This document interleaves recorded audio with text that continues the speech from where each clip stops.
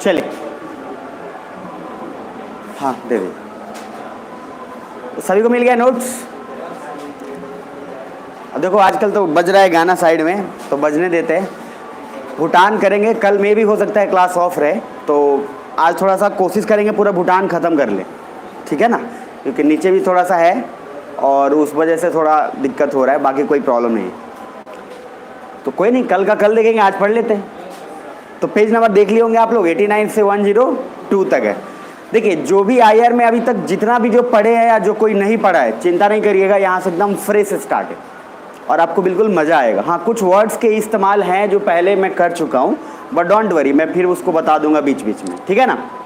बाकी पहले का कॉलोनियलिज्म जिन लोगों को बताया था थोड़ा बहुत आइडिया है ना, तो मैं एक वर्ड पहले बता देता हूँ आपको ताकि दिमाग में आ जाए।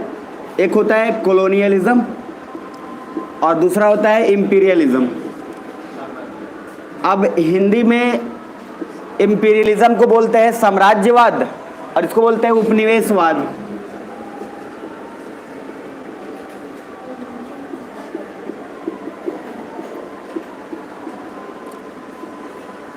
ठीक है, अब जो भी है जैसा भी है थोड़ा समझा देते हैं, ट्रस्ट में बहुत मज़ा आएगा। मैं एक्चुअली अफगानिस्तान आपको पढ़ाने वाला था, लेकिन इस बार भूटान को साथ करके तब अफगानिस्तान जाएंगे। तो पहले एक बार मैप में आराम से देख लो, सब ठीक ठाक हो तो पहले इंडिया पे देख लो कि अपन क्या पढ़ने वाले। ये रहा इंडिया, ये प्यारा भूटान, मैप याद है ना। तो इधर क्या था बोलो एक बार, ओट, WOAT, वेस्ट बंगाल, उड़ीसा, आंध्र प्रदेश, तमिलनाडु। काजू कतरी गोवा में, केरल, कर्नाटक, गोवा, महाराष्ट्र। ऊँट का मुंह गुजरात और ऊँट का बैग राजस्थान। ये रहा PhD, पंजाब, हरियाणा, दिल्ली। यहाँ तक ठीक। तो ये क्या हो गया, ओट, ये हो गया काजू कतरी गोवा में, ऊँट का मुंह गुजरात, ऊँट का ए, फिर PhD पंजाब, हरियाणा, दिल्ली, राजस्थान हो गया। जम्मू कश्मीर लद्दाख याद रहता ही है। इधर मैंने बोला था हुब, HUB। तो हिमाचल, उत्तराखंड, उत्तर प्रदेश, बिहार। यहाँ तक ठीक है। अब आगे नेक्स्ट, इधर आ जाओ। तो ये क्या बोला था, अरुण अश्विन मेघा को चाहते थे। मेघा बोली मनी ला के दो। मनी के ऊपर नाग था, नाग से हुआ टेरर, फिर बोले छोड़ो चक्कर, मजे करेंगे मिजोरम। तो अरुण क्या था, अरुणाचल, अश्विन असम, मेघा मेघालय, बोली मनी मणिपुर, मनी के ऊपर नाग था नागालैंड, नाग से हुआ टेरर त्रिपुरा, और बोले मिजोरम, छोड़ो चक्कर मजे करेंगे मिजोरम। एक ऊपर आपका सिक्किम यहाँ बच गया। तो इंडिया का मैप एक चकाचक हो गया एक बार। ये मैं क्यों बताया हूँ, कारण बताता हूँ, क्योंकि आज जब मैं बताऊंगा तो इन सारे का रोल आएगा पूरा। ये बीच में देखो ये रहा भूटान, और भूटान देखो बॉर्डर टच कर रहा है इधर अरुणाचल से, यहाँ पे असम से, यहाँ पे सिक्किम से, लेकिन सिक्किम से बहुत लिमिटेड अमाउंट में।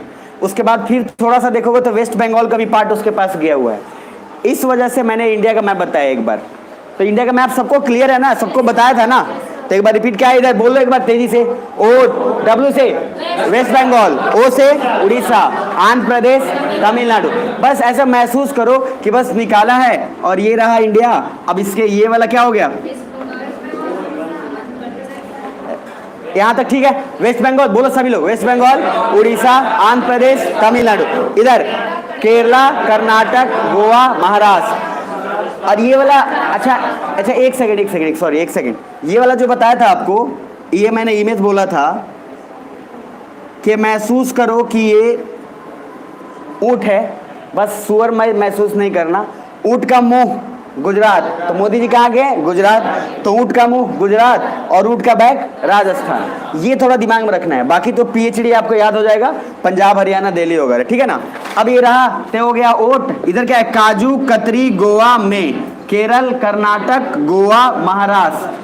और उसके बाद ये गुजरात, ये क्या राजस्थान, फिर PhD पंजाब, हरियाणा, दिल्ली, जम्मू कश्मीर, लद्दाख, उधर क्या हुब, तो हिमाचल, उत्तराखंड, उत्तर प्रदेश, बिहार।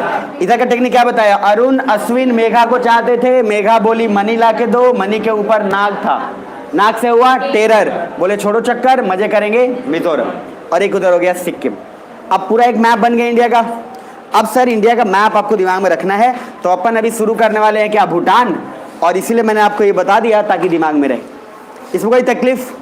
इंडिया के मैप दिमाग में तैरेगा ना? जो लोग पहले से जानते हैं तो वो लोग तो यार ये पता है, जो नहीं जानते उन लोग अच्छा अच्छा ठीक है।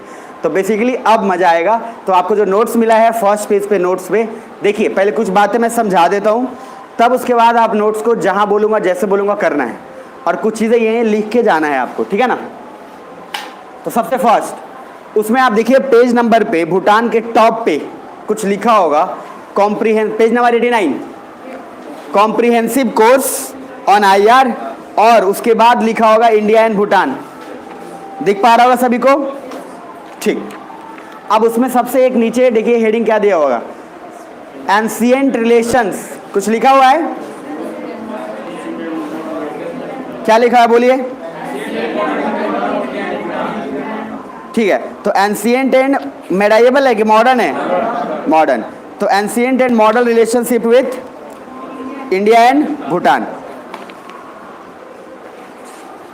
चलिए, अब उसमें देख के आप पहले 2-3 बातें समझिएगा। जितने भी कंट्री को मैं बताऊंगा उस सारे कंट्री में सबसे फर्स्ट उसका रिलेशन होगा कि आखिर इंडिया का भूटान के साथ क्या संबंध है, इंडिया का अफगानिस्तान के साथ क्या होगा, और सिमिलरली इंडिया का और कंट्री के साथ क्या होगा।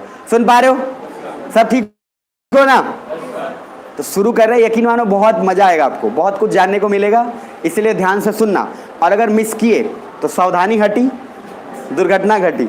आगे नहीं बोलूँगा मैं, ठीक है? सब्जी पूड़ी बट्टी वाला नहीं बोलूँगा, क्योंकि सब्जी पूड़ी नीचे बटने वाला है अभी, तो आप थोड़ा ध्यान में रखिएगा।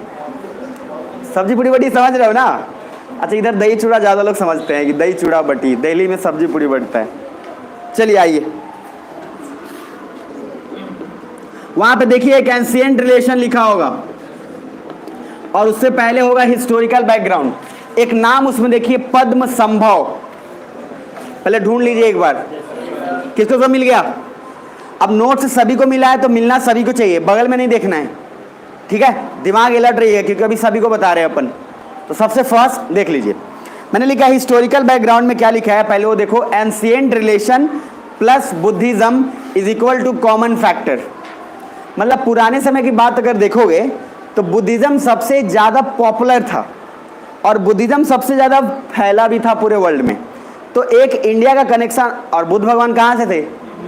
इधर से उठ के गए थे, तो यहाँ के लोग बुधवा बुधवा बोलते थे उनको।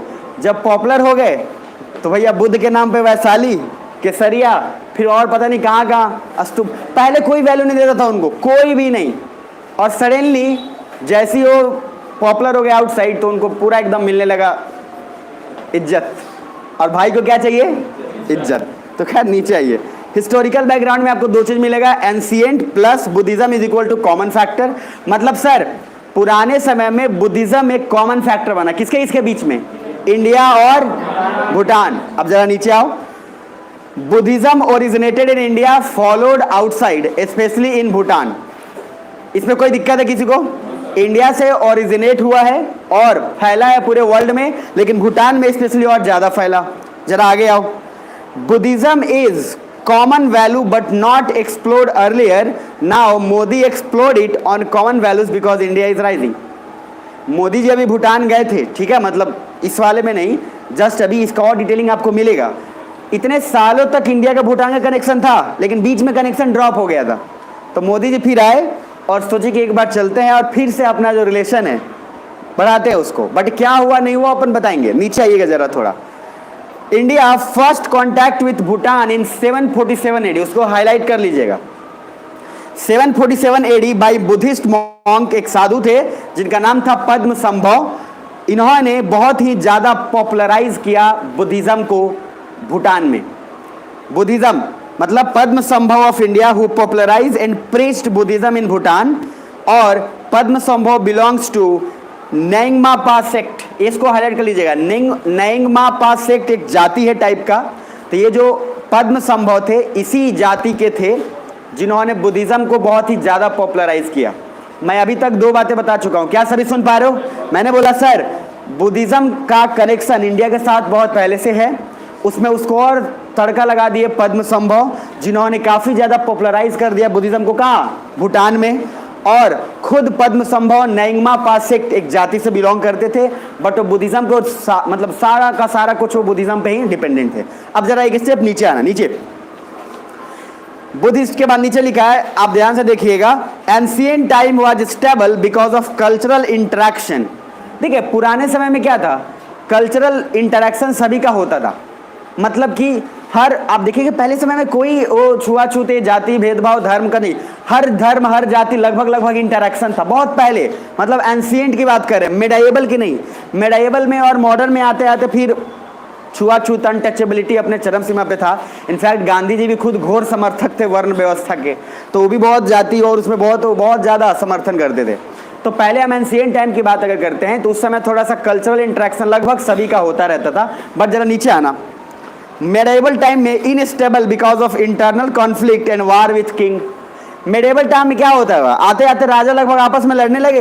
अब जब आपस में लड़ने लगे तो कल्चरल इंटरेक्शन तो छोड़ो, वो तो था ही, लेकिन इनस्टेबिलिटी, अस्थिरता ज़्यादा बढ़ गया, क्योंकि कब राजा कौन किस पे आक्रमण करेगा इसका कोई आइडिया नहीं था। सुन पा रहे, नीचे आना जरा। Third, modern time Anglo Bhutan war. अब मैं बोलूँ जब भी एंग्लो शब्द इस्तेमाल हो तो आपको क्या दिमाग में रखना है कि सर ब्रिटिशर्स की बात हो रही है। किसकी बात हो रही है? ब्रिटिशर्स, अंग्रेजों की बात हो रही है। एंग्लो जहाँ, जैसे एंग्लो फ्रांस वार, उसके बाद बोले एंग्लो और एंग्लो इंडिया या फिर एंग्लो कुछ, मतलब एंग्लो का मीनिंग क्या है? अंग्रेज। तो जिसको नहीं समझ में आए एंग्लो का मतलब लिख लीजिए, क्योंकि आपको परेशान करेगा। मॉडर्न हिस्ट्री में भी आएगा एंग्लो फ्रैंक वार, एंग्लो पुर्तगाल वार, और वहाँ पे आप एंग्लो ढूंढते रहेंगे। इसलिए पहले से ही दिमाग में उसको रख लीजिएगा। नीचे आइए, मॉडर्न टाइम्स में उसका मैंने एक चीज लिखा है, देखिएगा। Bhutan, Anglo Bhutan war and Britishers wants to subdue Bhutan king so that king have to accept British. अंग्रेज को चाइना से खतरा नहीं था, ये पहले बात को समझ लीजिएगा जरा ध्यान से। देखिए इधर अभी भूटान का आप लोकेशन देखिए इंडिया के पास, तो चाइना भूटान से ऊपर जाएगा कि नीचे? मतलब नॉर्थ में या साउथ में? नॉर्थ में ना। मतलब समझिए, वहां पे एक डायग्राम देखिए, थोड़ा सा शॉर्टकट खाली माइंड मैप लिखा होगा एक, देखिए उसमें, उसी में नोट्स में।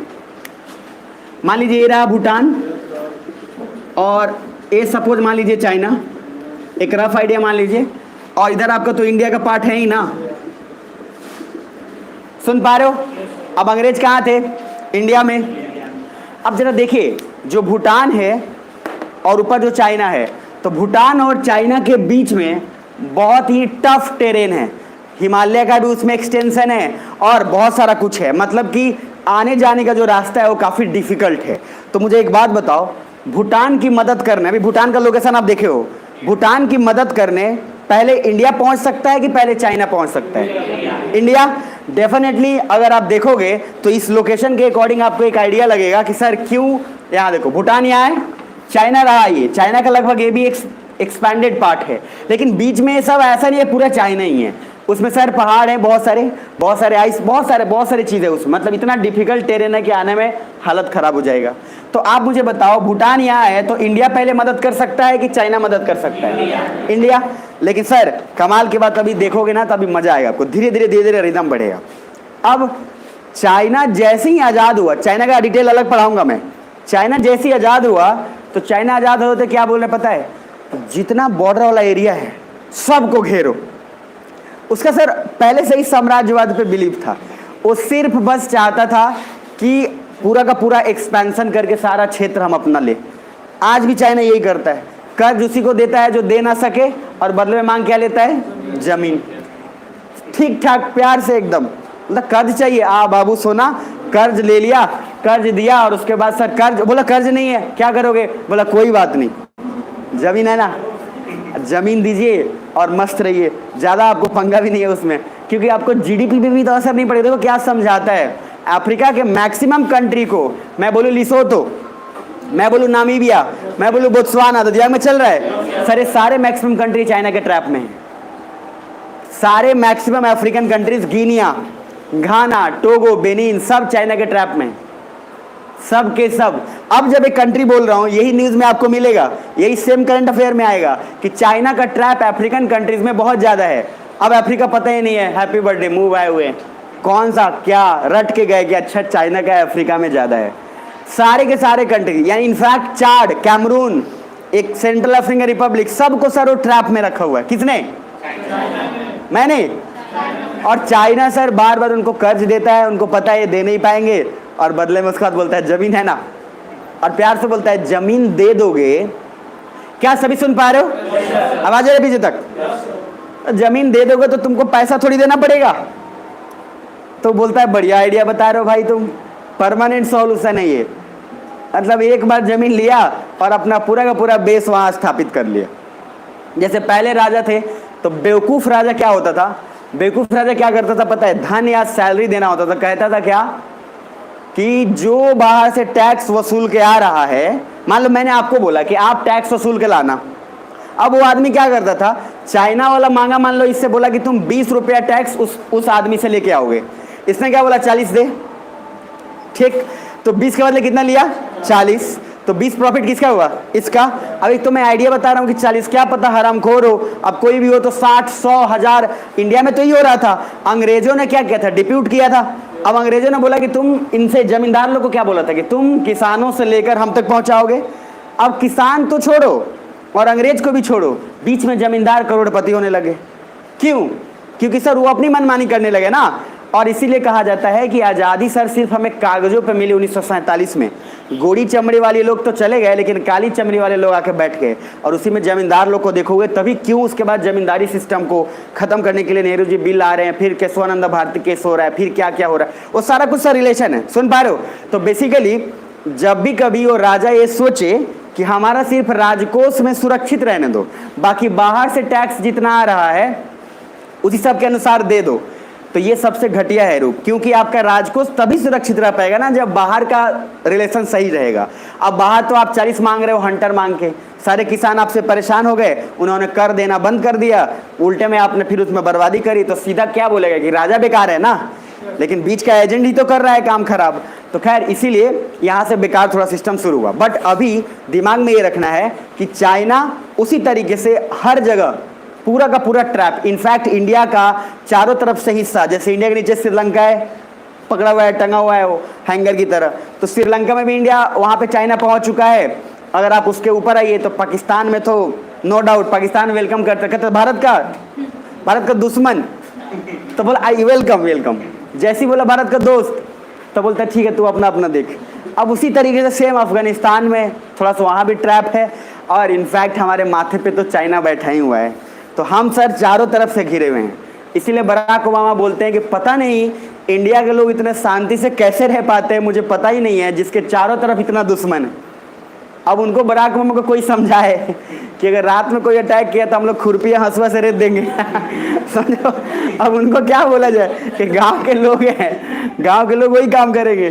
तो बेसिकली जो काम है, मतलब वो आके स्टेटमेंट में दिए थे, बराक ओबामा आए थे और उन्होंने बोला था कि आई नेवर बिलीव इट कि कैसे इतना लोग शांत रहते हैं, जो देश के आसपास इतने देश, एक तरफ चाइना हो, दूसरी तरफ पाकिस्तान हो, समझ रहे हो? मतलब ये तो इनसे ज़्यादा और क्या ही होगा हरामखोर, जो हमेशा पिन प्रिक करते रहता है अपने आप को, हमेशा परेशान करते रहे, कुछ भी बात होगा इंडिया की तरफ उंगली उठा देगा। महंगाई हो रहा है तो कौन? इंडिया जिम्मेदार, ठीक है। उसके बाद बोलेगा कि भैंस ने दूध दिया, कौन जिम्मेदार? इंडिया जिम्मेदार। कुछ भी होता है इंडिया पे ब्लेम कर देगा। खैर हम भी कम नहीं है।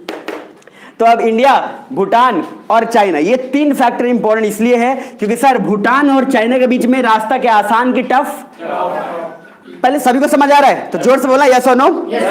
अब इधर आना, इंडिया और भूटान के बीच में इजीली कनेक्शन बन सकता है। तो अब सर सबसे पहले चाइना जैसी आजाद होता है, बोलता है क्या जितना एरिया है सबको कैप्चर करो।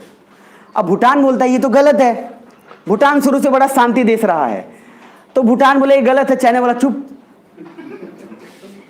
मेरे को अपना काम करने दे। भूटान बोला अच्छा ठीक है, तेरे को जो मनमानी है कर ले। इसी वजह से आज तक इंडिया के साथ भूटान का रिलेशन जल्दी बिगड़ता नहीं है, क्योंकि भूटान को इस बात का हमेशा डर रहता है कि अगर मैं इंडिया का साथ ना लूं तो चाइना मुझे कभी भी जबरदस्ती करके खत्म कर देगा। ठीक।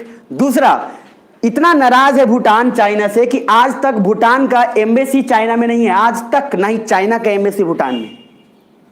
और एम्बेसी क्या होता है तो मैं आपको नॉर्मल थोड़ा सा गाइडेंस दिया था, बट फिर भी बता देता हूं।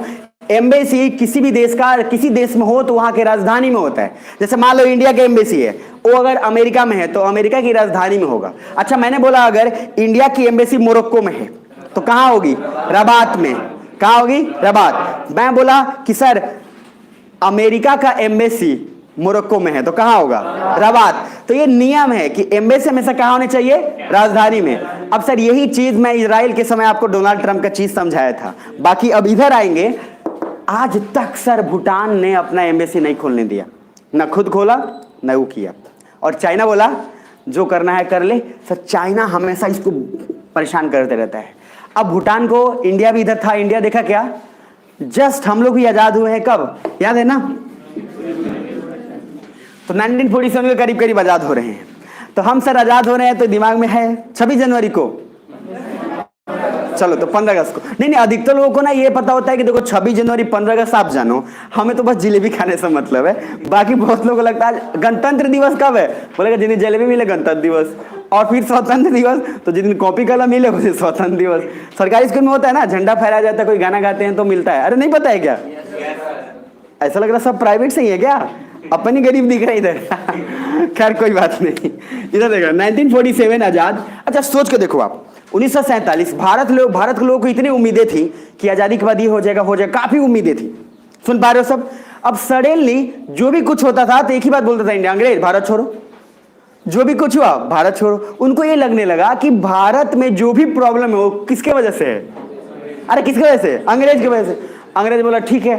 अब अंग्रेज चला गया, 1-2 साल बाद खुद देखा यार कुछ हुआ नहीं, मतलब कुछ तो नहीं हुआ। लोग देखे कि यार ठीक तो वही सब था, कम से कम हरामखोर मारता था लेकिन खाना तो देता, ये हरामखोर जमींदार सब तो खाना भी नहीं दे रहा है। तो सर हमारे अपने ही लोग परेशान करने लगे। तब सर 2-3 साल बाद ये सारा का सारा हमें सर बोरी लगने लगा आजादी, क्योंकि हम उम्मीद उससे बहुत ज्यादा किए थे ना, और सर कुछ हो ही नहीं रहा था, बहुत छोटे लेवल पे चेंज हो रहा था, गरीब मर ही रहे थे, जमीन उमीन था ही नहीं, जमींदार और सताने शुरू कर दिए। इसी वजह से उस समय आपको मैं बताऊं तो हिंदी में या जितने भी किताबें उस समय लिखे गए 1950 से 60 के बीच में, वो गरीबों के बारे में ज्यादा लिखा गया। वो उस लेवल तक लिखा गया जब सर 2-3 सिचुएशन था जहां प्रताड़ित किया गया था।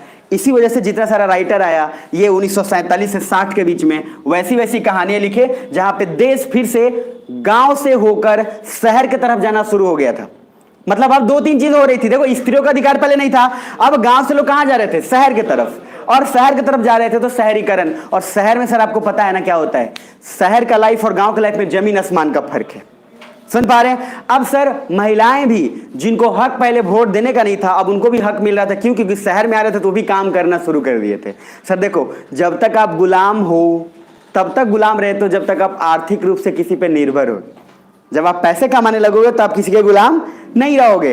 तो अब औरतें भी कमाने लगी हैं, और उसके बाद मर्द तो कमा ही रहा था। अब सर ये सडनली जो चेंज हो रहा है, ये सोसाइटी का एक बहुत बड़ा चेंज है। अब ये चेंज क्या है? इंडिया के पति देव लोग बर्दाश्त नहीं कर पा रहे थे।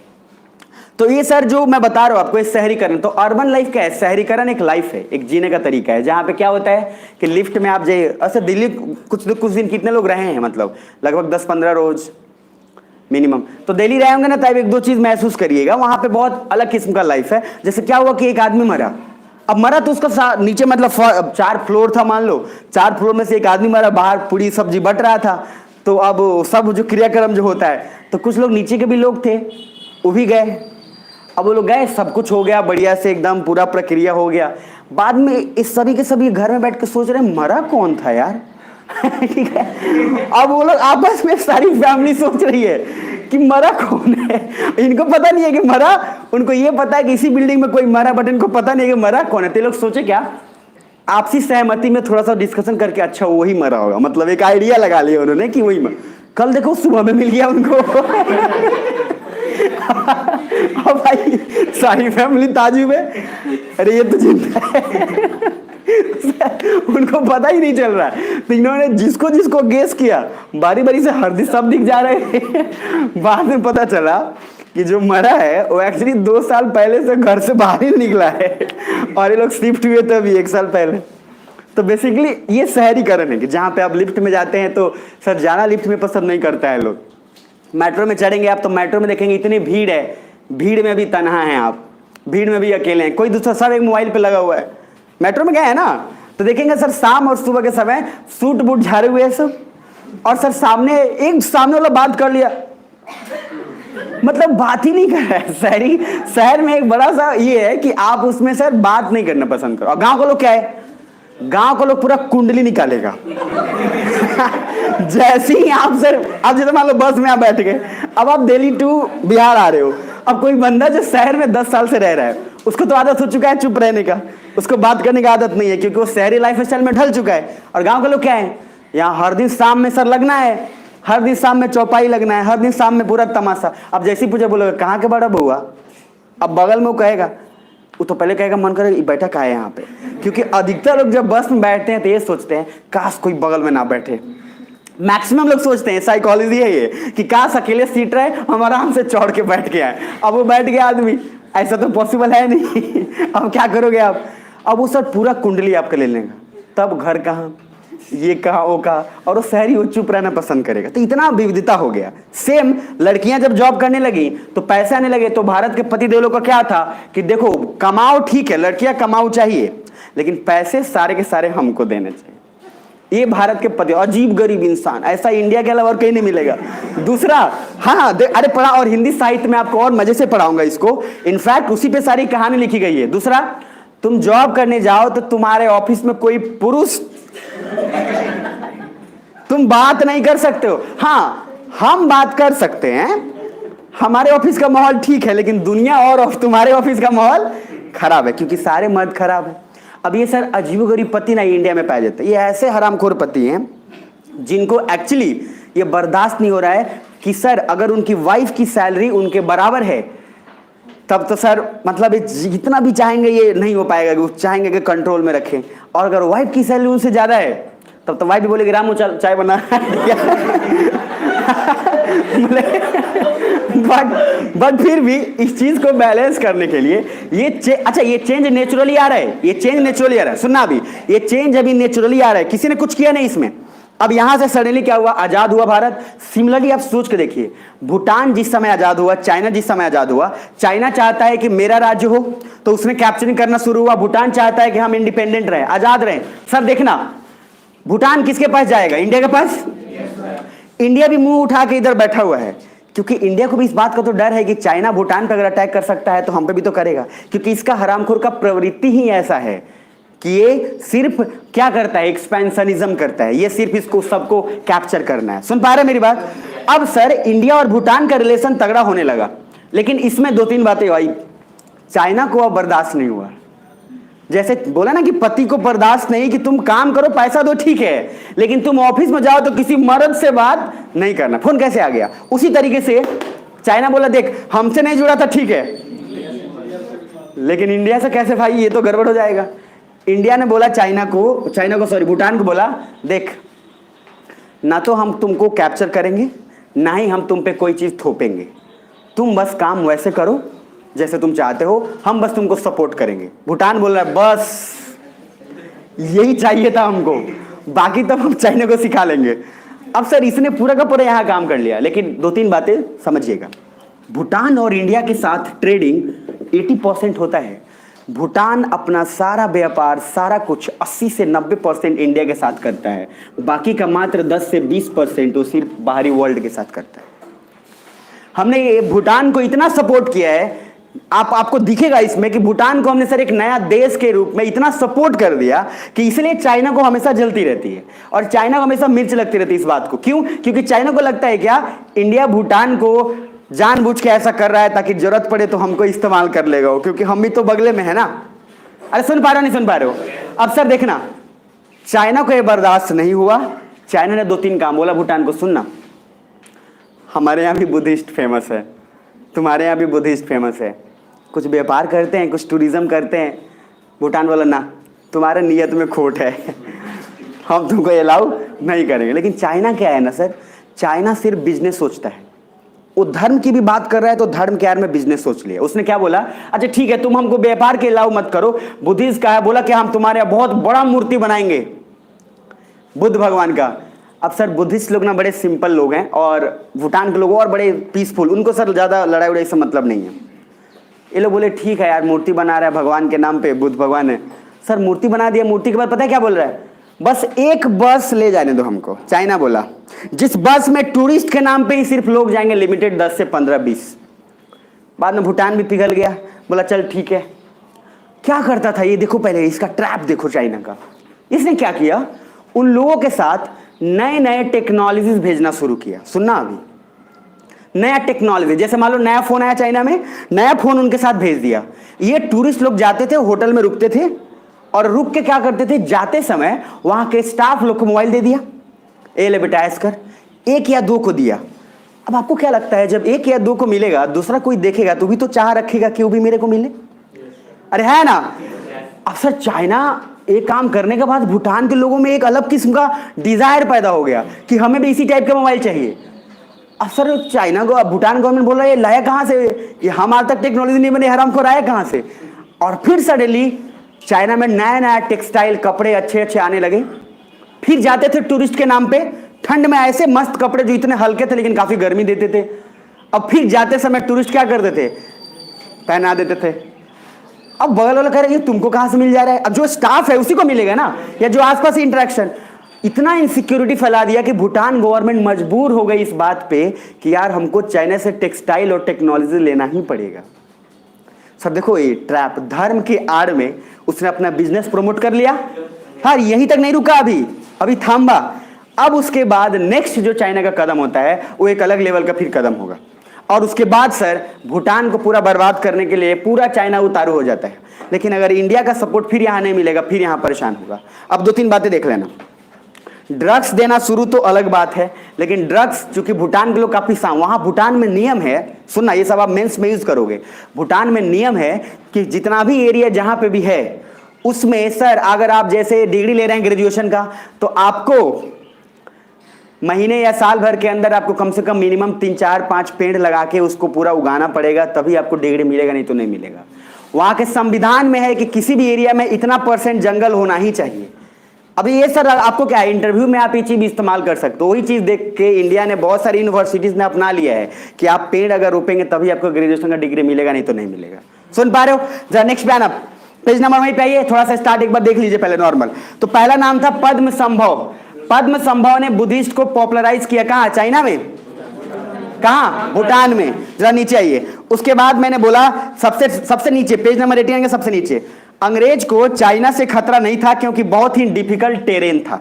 तो अंग्रेज को, अब यहां इंडिया में अंग्रेज हैं, चाइना ऊपर है, चाइना और भूटान के बीच में इतना रास्ता जो इतना कठिन है कि इसको दिक्कत चाइना से नहीं था।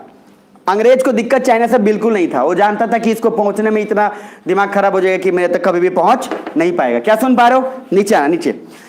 आफ्टर एंग्लो भूटान वार, एंग्लो अंग्रेज और भूटान के बीच में लड़ाई हुई, किसके बीच में? 1910, हाईलाइट कर लीजिएगा।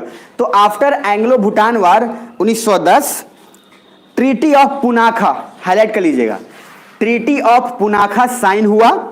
एंड ब्रिटिशर सेड भूटान कि तुम लोग आराम से रहो, बस चाइना को मत आने देना। इधर देखो, इंडिया, भूटान, चाइना, मेरी तरफ देख लो। तो सर क्या हुआ, भूटान की लड़ाई इंडिया में कौन थे? अंग्रेज। अंग्रेज मार के भूटान को हरा दिए, जो स्वाभाविक था। भूटान को क्या बोला, तुम आजाद रहो। सर लाइफ में पहली बार ब्रिटिशर्स ने ऐसा किया कहीं पे भी पूरे इतिहास में, जहां पे उसने जीतने के बाद किसी को कोई चीज जल्दी सताया नहीं, पहली बार। लेकिन उसमें भी उसका फायदा था। उसने क्या बोला, चाइना को बस मत आने देना अपने पास, बाकी तुमको जैसा रहना है, जैसे कहना है अपना करो। मेरी बात समझ में आ रही है? तो बेसिकली पुनाखा ट्रीटी जो साइन हुआ था, किसके बीच में हुआ था? भूटान एंड एंग्लो, अंग्रेज, जिसमें बोला गया कि भूटान तुम इंडिपेंडेंट हो। याद करो वर्ड, क्या इंडिपेंडेंट मतलब कि सर आजाद है। उस समय ब्रिटिशर्स ने भी गुलाम नहीं बनाया, किसको? और चाइना जैसी आजाद होती तो कहता है क्या, भूटान मेरा था। भूटान का, अरे तुम्हारा कब से हो गए हम? बोला नहीं तू मेरा था। अब सर इसको जब बोला ये भूटान कि अंग्रेज हमसे जीत गया, उसने आज तक नहीं बोला तू मेरा है, और तू ऐसे ही बोल दिया क्या तू मेरा है। अब सर ये प्रॉब्लम यहां से शुरू होना हुआ है कि जैसे ये ट्रीटी ऑफ पुनाखा साइन हुआ, आप सोच के देखो कोई देश उस समय से अगर आजाद हो और उसके बाद कोई देश आकर कह रहा है कि नहीं तुम मेरे हो, तुम मेरे थे, तो फिर ये तो सर कोई लॉजिक नहीं है। आगे आओ जरा नीचे, नेक्स्ट, इसी पेज पे नीचे आना। ब्रिटिशर सेड भूटान कि तुम लोग आराम से रहो, बस चाइना को मत आने देना। एंड काफी यूनिक था क्योंकि अंग्रेज जीतने के बाद पहली बार कुछ नहीं किए। एंड उसके बाद they never annexed the Bhutan and nor they define legal status of boundary. मतलब अनेक्स्ड मतलब क्या होता है? कैप्चर करना। अनेक्स मतलब होता है कैप्चर करना। तो भूटान को कभी भी कैप्चर नहीं किया है, किसने? अंग्रेज ने। इनफैक्ट वो जीत के सिर्फ उसको बोल दिया कि तुम अपना रहो और मस्ती रहो। अच्छा ईमानदारी से बोलो, यहां तक क्या समझ आ रहा है सभी को? यस और नो? अभी मैं वापस जो पढ़ा है वो एक बार बस रिपीट करके एक पैटर्न बनाता हूं ताकि फिर नेक्स्ट पेज पे आपको समझ आएगा। मैंने बोला सुनना सर, भारत और इंडिया, तो भूटान और इंडिया, ठीक। अब सर अलर्ट रहो ना, तो भूटान और इंडिया में दो चीज हुआ। सबसे फर्स्ट कॉमन क्या था? बुद्धिज्म। बहुत पहले से बुद्धिज्म कॉमन है, और बुद्धिज्म कहाँ से ओरिजिनेट हुआ है? इंडिया से फैला है पूरे वर्ल्ड में, तो भूटान में भी बहुत पॉपुलर हुआ है। दूसरा, उसके बाद नेक्स्ट, अब सर मैंने बोला कि पद्म संभव जो कि एक मॉन्क थे, वो भी इंडियन ही, मॉन्क समझते हैं ना, वो वाले साधु नहीं, ये रियल में ये साधु थे। तो सर ये हाँ मतलब बताना जरूरी है। तो बेसिकली ये मॉन्क जिन्होंने बुद्धिस्ट को एक अलग लेवल पे पहुंचाया और इंडिया का कनेक्शन और बॉन्डिंग और स्ट्रॉन्ग कर दिया भूटान में, क्योंकि बहुत अच्छा अच्छा उपदेश दिए इन्होंने। देन उसके बाद नेक्स्ट, अंग्रेज को ज़्यादा तकलीफ भूटान से भी नहीं थी, चाइना से भी नहीं थी, लेकिन वो बस भूटान को हरा के और बोल दिया कि चाइना को मत आने देना, बाकी कोई प्रॉब्लम नहीं था। यहाँ तक ठीक है? नेक्स्ट, अब सर नेक्स्ट पेज, अच्छा सॉरी, उसी पेज के टॉप पे देखना, राइट में सबसे टॉप पे मैंने एक चीज लिखा होगा, ध्यान से देखना।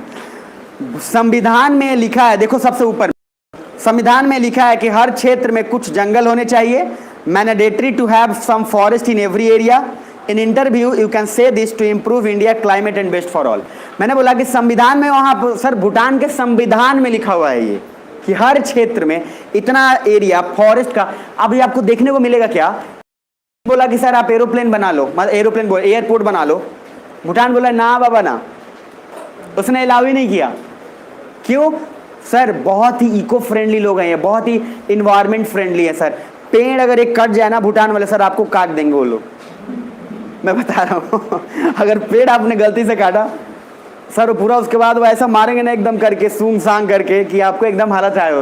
बेसिकली भूटान के लोग सर इतने मतलब इतने बाय गॉड इतने पीस और इतने इन्वायरमेंट फ्रेंडली है, उतना फ्रेंडली कोई नहीं होगा। और इसका सर आप सोच के देखो, किसी के संविधान में लिखा हुआ है कि इतने पेड़ होने चाहिए ही चाहिए उस एरिया में, तो आप काटने भी जाते हो तो बोलेगा क्या? पहले रोप तब काट, पहले लगा फिर। तो सर ऐसा जिसमें हो बहुत अच्छा है, तो आप ये कहाँ यूज कर सकते हो? देखो दिमाग, इन्वायरमेंट एंड इकोलॉजी में आप यूज कर सकते हो, इंटरव्यू में आप बोल सकते हो, इंडिया के लिए बोल सकते हो, क्लाइमेट का प्रॉब्लम है तो आप बोल सकते हो कि सर जिस तरीके से भूटान में ऐसा नियम है, हमारे पास भी कुछ ऐसा नियम होना चाहिए जहां से हम ये करें कि हाँ कुछ एरिया लिमिटेड फॉरेस्ट का होना ही चाहिए। ये आप जब बोलोगे तो क्या किया आपने? एक, आपको डेप्थ पता है, दूसरा आपको आयर का रिलेशन भी तो पता है, आपने एक जवाब से पूरा का पूरा लपेट लिया। और इनफैक्ट कमाल की बात यह है कि ये क्वेश्चन पूछा हुआ है। अब पेज नंबर 90 पे आइए। अब देखना, देखिए आईएएस में क्या होता है ना, रटा रटाया आंसर कभी भी नहीं, रट्टू तोता आईएएस कभी नहीं बनते, वो कभी बन ही नहीं पाएंगे। कारण है, आप जब रियल बोलते हैं ना, अब उसको अंदर से आप महसूस करिए, नहीं तो वहाँ साइकोलॉजिस्ट बैठा रहता है, आप जो है वही प्रकट होके बाहर आ जाइएगा। तो आप सर रट्टू तोता ना बनेगी, जो यहाँ है वही वहाँ पे, आप रियल बोलिए। नीचे आइए पेज नंबर 90, क्या दिख पा रहा है? पढ़ाऊं नहीं पढ़ाऊं? आगे next, 1947 British left India but Bhutan legal status was not defined, so in 1949 China occupied the north territory of Bhutan illegally. अब 1947 में अंग्रेज तो गए, अब वहां मैंने लिखा है Bhutan legal status was not defined. Bhutan को अंग्रेज क्या बोले थे? तुम गुलाम हो कि आजाद हो? अरे बोलो क्या? आजाद। अब सर भूटान तो आजाद था, लेकिन देखो चाइना क्या बोल रहा है, 1949 में, ज़्यादा दिन नहीं हुआ, 1949 में चाइना ने ऑक्युपाई कर लिया भूटान के ऊपर वाले हिस्से को। अब वहाँ मैंने एक डायग्राम बनाया होगा नॉर्मल छोटा सा, ऊपर में नॉर्थ और नीचे भूटान लिखा हुआ, तो भूटान का ऊपरी वाला हिस्सा, हेलो, तो ऊपरी वाला हिस्सा, और चाइना भी तो नॉर्थ में ही है, तो चाइना ने उसका ऊपरी वाला हिस्सा को कैप्चर कर लिया। अब जरा देखना क्या होगा नीचे, नेक्स्ट, भूटान नाराज हो गया। सर देख रहे हो नोट्स लिखा हुआ है वो, भूटान नाराज हो गया, so Bhutan come close to India, क्योंकि इंडिया ने ऐसा कुछ नहीं किया था अंग्रेज के जाने के बाद, so Bhutan think good about India. देखो इंडिया के लोग सर हैं बड़े मतलब भोले लोग हैं, यहाँ पे क्या है दुश्मन लोग भी हो जाता है तब भी मतलब अपन पानी पिला देते हैं, ऐसा होगा, दुश्मन को भी नहीं ऐसा। तो भूटान सोचा कि यार इंडिया ने आज तक कभी भी कैप्चरिंग किसी पे नहीं किया, हमने आज तक कभी भी कैप्चरिंग किया ही नहीं, हमने ना तो कभी किसी पे पहली बार अटैक किया है, ना ही हमने कभी किसी को कंट्रोल में लिया है। सुन पा रहे? और सर एक बात यहीं पे दिमाग में आपको क्लियर कर दूं, एक नाम याद रखना जिसका नाम ही नाम है, अब क्या बोल दिया सर? तो ये है नॉन अलाइंड मूवमेंट। बस अभी हाई थोड़ा सा बता देता हूं, बाकी आपको बताऊंगा जब मैं आपको फॉरेन पॉलिसी पढ़ाऊंगा इंडिया का, तब विदेश नीति। नॉन अलाइंड मूवमेंट का मीनिंग समझ में क्या है? नाम सुन पा रहे हो सब? इंडिया ने आजाद होने के बाद बोला क्या? हम किसी के साथ नहीं जुड़ेंगे। अच्छा, by the way, cold war आप लोगों को थोड़ा बहुत जिनको बताया था, तो कोल्ड वार का पीरियड क्या था? 1946 से लेकर कहां? 1991 तक। कितना? 1946 से लेकर 1991, क्योंकि 1991 में आके रसिया टूट गया था। अब सुनना, भारत आजाद कब हो रहा है? 47। महसूस करके देखो, कोल्ड वार के समय लड़ाई किसमें चल रही थी? हेलो, किसमें? रसिया और अमेरिका, दो सुपर पावर के बीच में लड़ाई चल रही है, अमेरिका और रसिया। भारत उसी बीच में आजाद हो रहा है।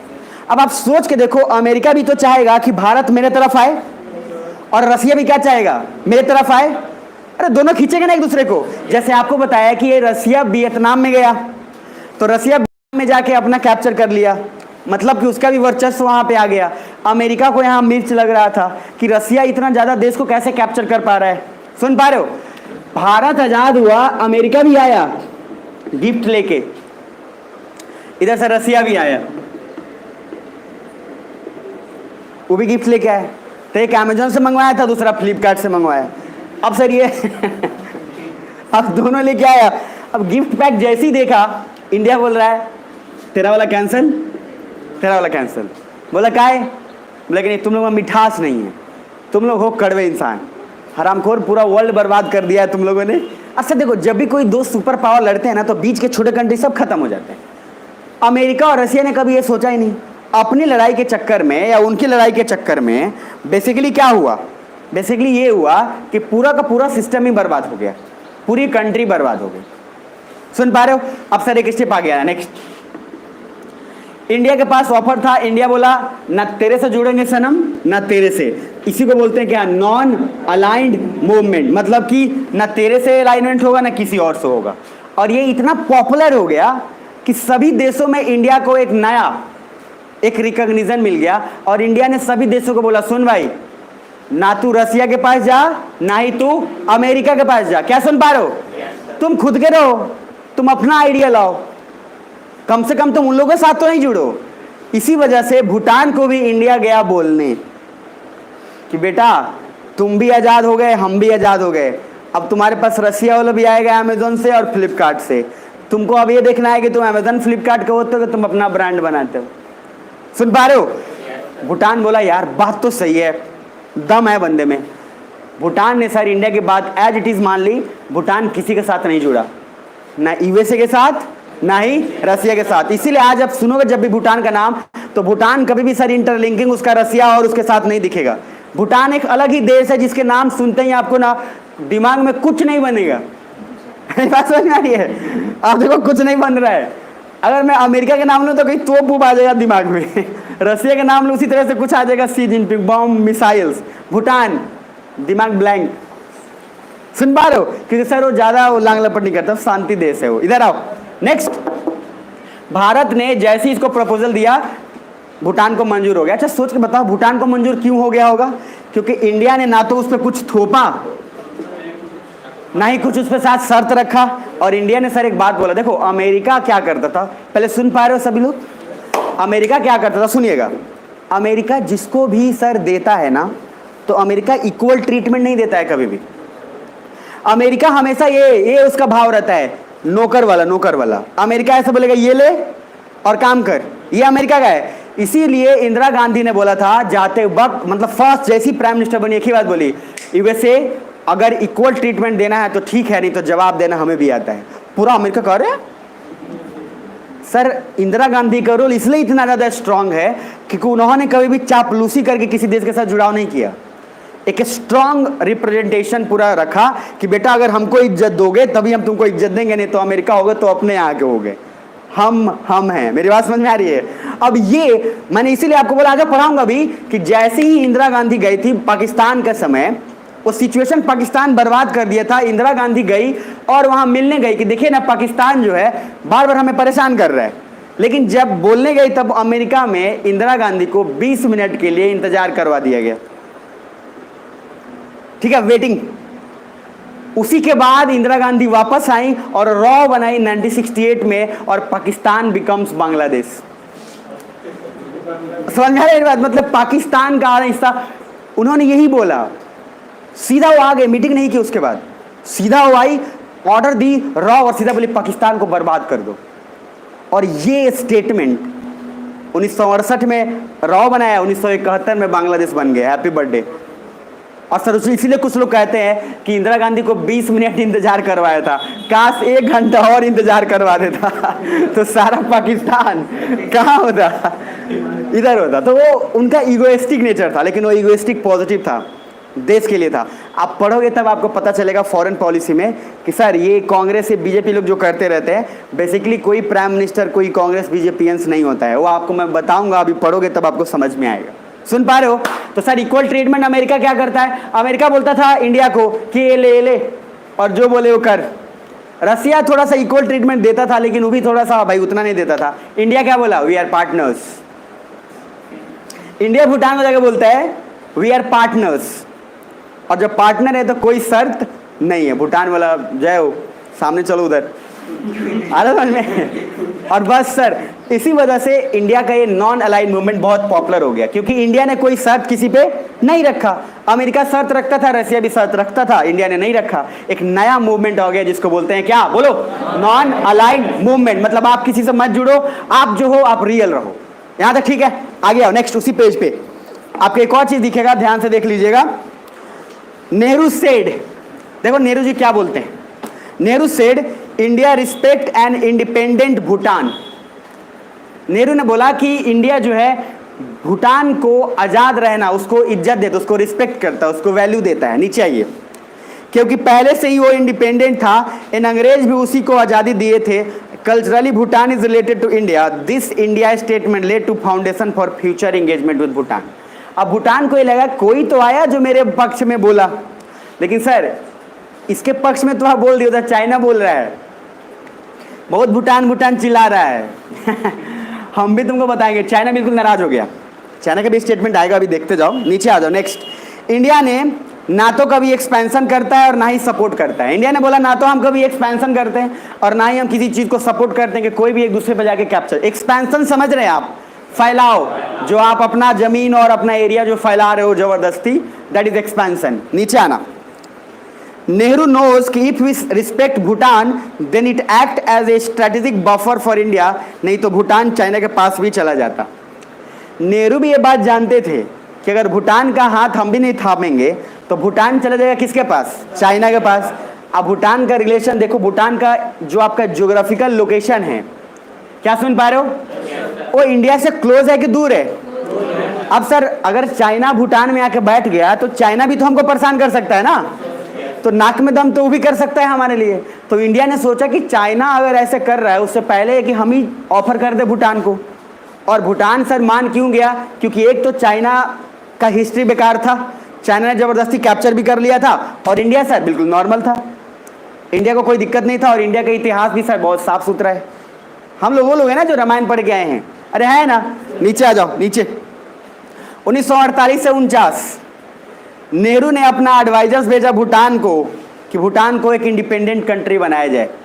नेहरू जी बोले जय हो। वैसे भाई साहब नेहरू जी पीते थे तो स्मोक करते थे, अब स्मोक करते थे तो करते थे, आधा से ज़्यादा लोग स्मोक करते थे, उनका अच्छाई भी था, तो अच्छाई मत भूल जाना, स्मोक वाला बस दिमाग में नहीं रखना है। तो नेहरू जी ने बोला कि भेजो एडवाइजर्स और भूटान को बनाओ इंडिपेंडेंट। नीचे आओ। 1949 फिर से नेहरू खुद गए Bhutan to meet king JD Wangchuck. ये हाईलाइट कर लीजिएगा, राजा वहाँ के JD Wangchuck. And Nehru said हम आपको कभी भी ना तो इम्पेरियलिज्म या ना ही कॉलोनिज्म नहीं करेंगे, एंड आपको इंडिया से कोई प्रॉब्लम नहीं होगा, सो भूटान गेट्स कॉन्फिडेंस। तो नेहरू जी जाके वहाँ बोल के आ गए, क्या बोले कि देखो भैया टेंशन मत लो, हम तुम्हारे साथ हैं। भूटान बोला बस यही चाहिए था, दूसरा और हमको कोई चीज़ नहीं चाहिए। अब कोई देश का एक प्राइम मिनिस्टर जाके आपको बोलेगा कि आप टेंशन मत लो, तो सर किसी भी देश को कॉन्फिडेंस आएगा, लेकिन उस देश को भी ये सोचना जरूरी है कि उसके लिए क्या फ़ायदा है, क्या नुकसान है ना? क्या हुआ, बोर हो रहे हैं क्या? सुनना सर, नींद आएगी तो आएगी, आने दो, एक बात को दिमाग में रखना। अब जैसे यूक्रेन वाला सुने थे आप, अब यूक्रेन को जाके सब कंट्री चढ़ा दिया, मारो मारो मारो। यूक्रेन थोड़ा बेवकूफ़, डिटेल में बनाया हुआ उसका वीडियो। यूक्रेन को लगा अरे वाह इतना लोग सपोर्ट कर रहा है हमको, उसको अचानक से एनर्जी आ गया, सडनली कह रहा है पूरा देश भक्त दो, मारो रसिया को मारो। वही होता है, वो जिन्होंने चढ़ाया था वो सब भाग गया, बच गया अकेले, बर्बाद करा दिया यूक्रेन को। उसका जीडीपी इतना पीछे चला गया कि सर अब हो गया, वो जो इमर्जिंग कंट्री का नाम में आता था अब उसका ऐसा जगह पे नाम चला गया है जिसको निकल के आने में बहुत टाइम लग जाएगा। तो सर इसीलिए कभी किसी के चढ़ाव पे मत आइए, आप अपना भी देखिए कि आपकी क्या औकात है, रियल स्टेटस क्या है। ये नहीं कि मुंह उठा के बस किसी ने बोल दिया, कोई बोल दिया अरे तुम तो गजब लग रहे हो आज, अब सडनली इसको अरे वाह भाई अब रियल बात यह है कि तुम खुद देख लो तुम कैसे लग रहे हो दूसरे को यहाँ पे जब तक दूसरा कोई नहीं बोले कि अच्छे लग रहे हो तब तक इंसान बिलीव ही नहीं करता है कि वो अच्छा लग रहा है। पहनने के बाद कपड़े 20 बार पूछेगा मम्मी कैसी लग रही हूँ, मम्मी कैसा लग रहा हूँ, मैं बोले अरे जबरदस्त, पूरा एकदम आग लग जाएगा, लाशें बीत जाएंगी और बाद में जाके रियल पता चला बारिश हो गई, तो बारिश हो गई तो कुछ अलग ही चेहरा आ गया चलो पेज नंबर 90 पे आप। हाँ स्ट्रैटेजी, हाँ अभी बताओ, बहुत बढ़िया, ऐसे आगे आएगा। स्ट्रैटेजिक बफर का मीनिंग होता है कि जब भी आप कभी किसी आसपास के कंट्री को आप ये चाहते हैं कि आप उस कंट्री को इस्तेमाल करें ताकि दूसरा कंट्री उसका फायदा ना उठा सके। जैसे कि हमने क्या किया, भूटान को बनाया कि सर भूटान को हम, अच्छा हम जो भूटान से जुड़ रहे हैं वो हमारा नेचुरल नहीं है, वो स्ट्रैटेजिक है, एक प्लानिंग के तहत है। क्या बोला नेहरू जी ने कि अगर हम नहीं जुड़े तो चाइना किससे जुड़ जाएगा, किससे, भूटान से। तो हमने एक बफर मतलब क्या बनाया कि हमने भूटान को एक रखा एज इट इज कि चाइना कभी भी अगर भूटान के पास आए तो भूटान कम से कम अगेंस्ट तो करेगा ही करेगा, और ये स्ट्रैटेजिक था। और बफर मतलब होता है कि सर आपके जगह कोई और लड़ रहा हो या आपका कोई और समर्थन कर रहा हो, डायरेक्टली चाहे इनडायरेक्टली, तो उसी को बोलते हैं स्ट्रैटेजिक बफर। क्योंकि हमने भूटान को इसीलिए इस्तेमाल ही किया, लेकिन हमारा नीयत खराब नहीं था कि भूटान को बर्बाद करके हम इस्तेमाल कर रहे हैं, हम उसको डेवलप करके इस्तेमाल कर रहे हैं। चाइना का क्या था, भूटान को बर्बाद करके इस्तेमाल करो, बात खत्म, यही दोनों में फर्क था। और मैंने बोला नियत ही डिसाइड करता है कि नियति क्या होगी। तो जिसका नियत साफ है उसको बढ़िया, जिसका नियत खराब। आज तक चाइना सर इस बात के लिए हमेशा डरा रहता है। क्यों चाइना डरा रहता है इंडिया से, उसको पता है कि ऐसा नब्ज पकड़ा है ना ये, फिर आगे म्यांमार पढ़ाऊंगा तो विगर मुस्लिम का, ऐसा नब्ज पकड़ के रखता है इंडिया, ज़्यादा कुछ करता है टाइट कर देता है। चाइना कहता है बस बस बस, उसके बाद फिर चाइना का चेंज हो जाएगा। चाइना भी हमारा नब्ज पकड़ा हुआ है, हम जब कुछ बोलेंगे वो लद्दाख में बोलेगा पूरा लद्दाख हमरे है, ऑफिसर वही अलग दिमाग लगा देता है वो। तो है दोनों मतलब। तो ये मैच्योरिटी होता है जब दो देश आपस में सोचे कि कब किसको कितना नट टाइट करना है, इसी को मैच्योरिटी बोलते हैं। उसमें चाइना भी जानता है, इंडिया भी जानता है। ये हरामखोर पाकिस्तान को नहीं पता, वो बिना मतलब का टाइट करते रहता है। हाँ बफर स्टेट, हाँ हाँ, जो भी मैंने क्या बोला, जो भी किसी कंट्री को आप बनाएंगे, जब आप उसको यूज करेंगे ताकि दूसरे के लिए इस्तेमाल कर सके, उसको बफर स्टेट ही बोले। बस नीचे आइएगा नेक्स्ट। अब सबसे पहले आपको मैंने बोला क्या, इंडिया को कॉन्फिडेंस, मतलब इंडिया ने कॉन्फिडेंस दे दिया किसको, भूटान को। अभी तक सिचुएशन कुछ ऐसा चला है कि भारत और भूटान का रिलेशन शुरुआत से ही ठीक ठाक चल रहा है। उसमें पहला कॉमन फैक्टर क्या है, अरे बोल लो, बुद्धिज्म। दूसरा उसको बढ़ावा कौन दे दिया, पद्म संभव। और उसके बाद फिर आगे आके देखा गया 1947 आज़ाद होने के बाद इंडिया ने बोला कि सर हम तुम्हारे साथ हैं क्योंकि हम तुमको आज़ाद बिलीव करते हैं, हम तुमको ये नहीं मानते कि तुम कभी किसी के गुलाम थे। तो सर उसको और कॉन्फिडेंस मिल जाता है। यहाँ तक ठीक है। अब पेज नंबर 90 पे आइएगा, सॉरी 91 पे, और जीवन का आनंद लीजिएगा। यहाँ से बहुत तेजी से जाएगा तो इसीलिए थोड़ा ध्यान दीजिएगा। ऊपर में देखना, एक टॉप पे मैंने लिख दिया है कुछ चीजें। USA said we will provide you like honour and servant. तो अमेरिका ऐसा ही करता है, वो आपको देगा और नौकर बना के रखेगा। रसिया वी विल सपोर्ट यू, रसिया बोलता है हम सपोर्ट करेंगे, इंडिया बोलता है वी आर पार्टनर्स। तो सर यही फर्क हो गया, इसीलिए इंडिया एक नया आ गया। अब जरा नीचे आ जाओ, 1949, क्या सभी सुन पा रहे हैं? तो जोर से बोलो यस और नो, जोर से यस और नो। अभी दो चीज हुआ है, पहले समझ, यस बोलने का साइकोलॉजिकली बहुत बड़ा प्रभाव पड़ता है, इसीलिए मैं बोलवाता हूँ, दूसरा कोई रीजन नहीं है। यस बोलने से पॉजिटिव वाइब्स क्रिएट होते हैं, यकीन मानिए, सारा स्ट्रेस रिलीज होता है। ये प्रूवन शब्द है, जैसे let go, let go word है जो अगर आप बोलते हैं तो लेट गो से आपकी पूरी बॉडी और रिलैक्स हो जाएगी। ये वर्ड्स का बहुत ज़्यादा इफेक्ट पड़ता है आप पे, इसलिए यस बोला। जितनी बार आप नो बोलेंगे उतनी बार नेगेटिव एनर्जी आप पे पूरा का पूरा फ्लो करता है। ठीक है ना, तो दिमाग में रखिएगा। Next 1949 Nehru went Bhutan and treaty of friendship was signed which was historical, strategic and altruistic. तो नेहरू 1949 में गए थे भूटान, तो सिर्फ ऐसा ही नहीं गए थे कि आएंगे खा पी के, वो गए और उन्होंने एक ट्रीटी साइन किया, जिस ट्रीटी का नाम क्या है, ट्रीटी ऑफ फ्रेंडशिप। अच्छा, ट्रीटी ऑफ पुनाखा किसके बीच साइन हुआ था? अरे किसके बीच?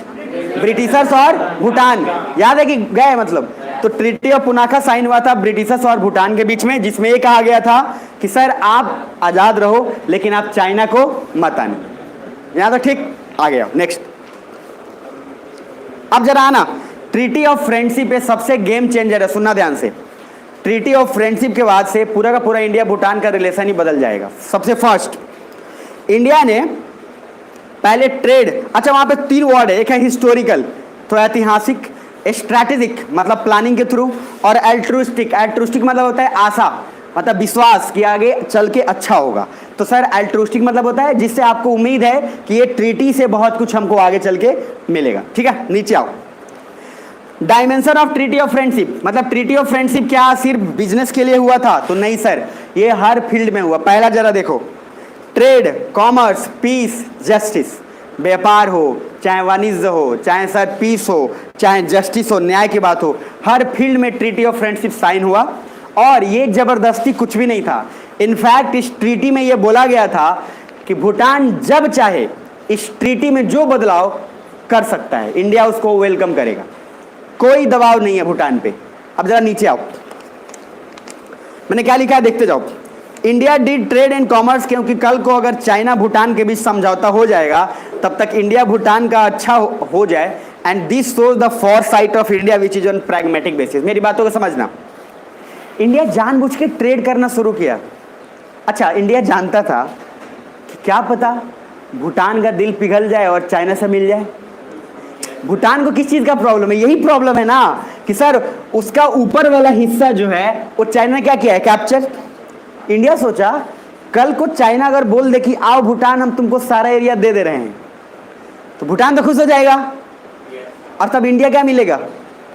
तो इंडिया को तो ऐसे रह जाएगा। फिर इंडिया ने सोचा जब होगा तब होगा, तब तक कम से कम व्यापार करके अपन प्रॉफिट भी तो कमा ले।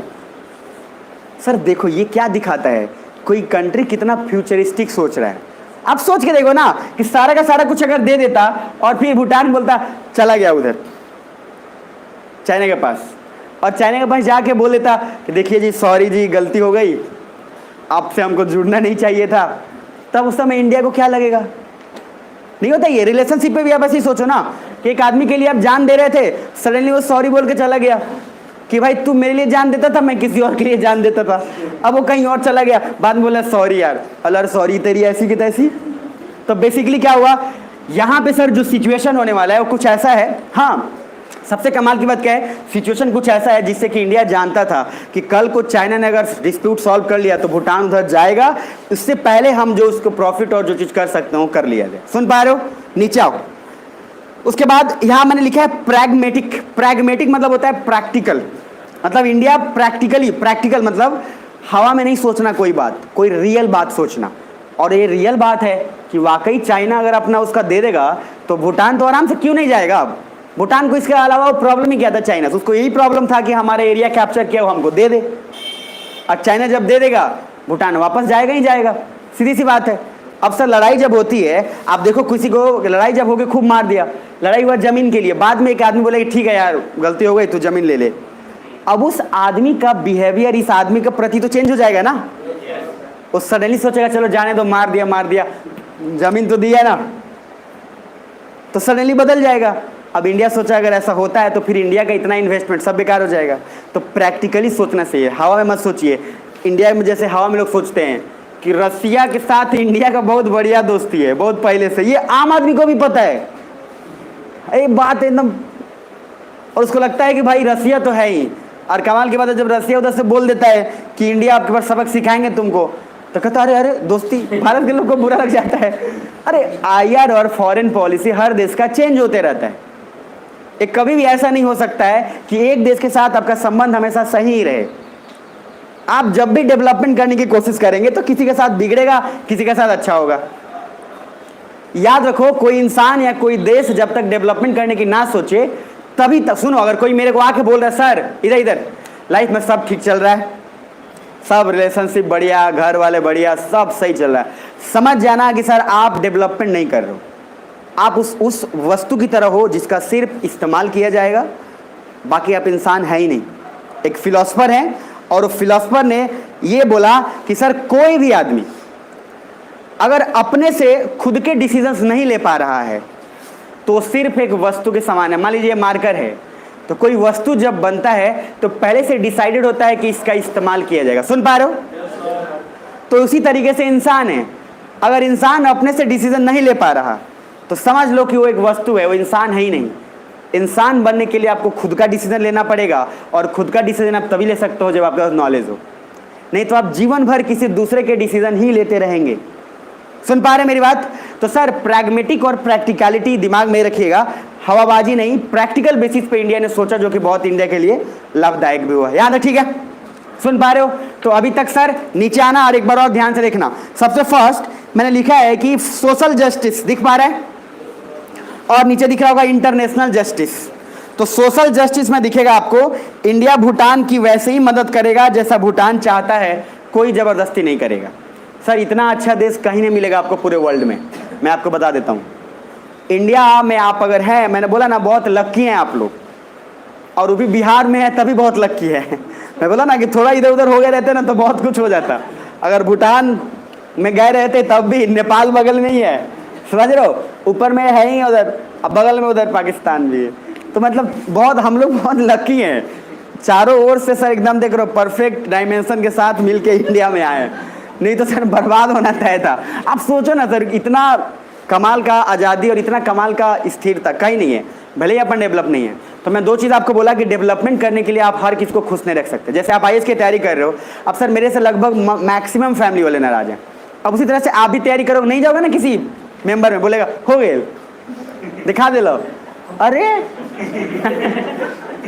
फैमिली वाले बोलेंगे आजकल ईगो हो गया इसको, वो ये नहीं समझेंगे पता। सफीन हुसैन को भी उसका दोस्त क्या बोला, शादी में आ जाना, नहीं गया ये, बोला कि हम भी बता देंगे तुमको, तुम करो। सफीन हुसैन बोला कि ठीक है।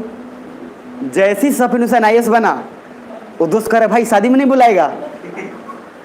सर आप 1-2 साल ना अपने आप को रखो, सारे लोग नाराज हो जाएंगे। रिजल्ट जैसे ही आएगा ना, सबसे पहला वही इंसान जो आपको बोला था तेरे से नहीं होगा, वही सबसे पहले आके बोलेगा हम जानत रहे कि निकाल ली। जो पिछले 5 साल से बोल रहा है कि इससे कुछ नहीं हो पाएगा। मैं रिक्वेस्ट है सर, डेवलपमेंट जब करना चाहो तो सबको खुश रख के नहीं किया जा सकता है। मेरे घर में मेरे भैया लोग सब नाराज है, मैं यहाँ नज़दीक रह के भी नहीं गया हूँ, शादी 3 हो गया, बर्थडे हो गया, सारा हो गया, सबका हो गया, कोई कहीं नहीं गया। सब बोल रहा अरे बड़ा आदमी हो गया। ये गांव का नहीं होता, गांव का बड़ा आदमी मतलब ताना। गांव का बड़ा आदमी मतलब क्या, ताना। सर आपको अगर कोई नहीं समझ सकता आपके लाइफ और करियर को, आप उसको छोड़ दीजिए, वो चाहे कोई भी हो, ये आप पे निर्भर करता है। अगर आप मेरे साथ बोलेंगे सर घर पे सर शादी था, सर क्या करें, नहीं जाएंगे तो सर दीदी का शादी है, बहन का, जाओ आप जाओ, कोई तकलीफ नहीं है। रिजल्ट के दिन मैं आपसे बात करूँगा, जब आप उस दिन एहसास होगा ना कि पिछले 1 साल का एक दिन मैंने बर्बाद किया था, जिसकी वजह से मेरा एक क्वेश्चन गड़बड़ हो गया और उसी की वजह से मैं प्रीलिम्स में बाहर हो गया, उस दिन आपको एहसास होगा कि क्यों बोला था। सर आप तैयारी जो करते हैं लोग, जिसका घर यहाँ है, बगल में रूम लेके तैयारी किया है और घर में पार्टी हो रही फिर भी नहीं गई वो लड़की, तब जाकर कोई आईएएस बनता है। सब कुछ एंजॉय करके आईएएस नहीं बना जाता है। और कितना दिन, 1 साल। आपसे मैं बार बार एक ही बात बोलता हूँ, 1 साल। आपसे जिंदगी भर पढ़ने के लिए थोड़ी ना बोल रहे हैं अपन। आप 1 साल दो, 1 साल के बाद आप मौज लो। इसलिए सर किसी को आप खुश रखने की कोशिश ना करें। अगर आप किसी को खुश रखने की कोशिश कर रहे हैं और आपका सब कुछ सही चल रहा है तो समझ जाना आप सर गर्त में जा रहे हो, आपके लाइफ का कुछ नहीं होना है। सब कुछ सही चल रहा है तो, और बहुत उठापटक हो रहा है अगर, और लग रहा है कि नहीं, अगर नाराज हो रहे हैं सब और आप पढ़ने में फिर भी व्यस्त हो तो समझना सर ठीक जा रहा है। इग्नोर कर लो 1 साल तक, जिसको भी इग्नोर करना है कर दो। और इस प्रोसेस में जो कोई आपका साथ ना दे, समझ लेना वो आपका है ही नहीं। चाहे वो परिवार के खुद हो, चाहे बॉयफ्रेंड हो, गर्लफ्रेंड हो, चाहे बहन भाई माँ, कोई एनीवन, वो है ही नहीं आप। और जो सपोर्ट करके नहीं आ रही, कुछ कर रहा है, इसको सपोर्ट कर दो, ठीक है सर। अरे 1 साल नहीं दे सकते क्या? 1 साल अगर आप नहीं दे सकते तो सर आप आईएएस क्यों सोच रहे हो? गलत बात है, ये हवा में नहीं कर सकते। इसीलिए सर डेवलपमेंट के लिए दुखी करना पड़ता है। इसीलिए सर इंडिया कभी रसिया के साथ अच्छा होगा, कभी अमेरिका के साथ अच्छा हो जाएगा, कभी जाके भूटान के साथ सिचुएशन बिगड़ेगा। कभी इंडिया डेवलपमेंट करना चाहता है, इंडिया अभी चाहता है, और इंडिया का इकोनॉमी अभी तेज जाएगा भी, इसमें कोई डाउट नहीं है।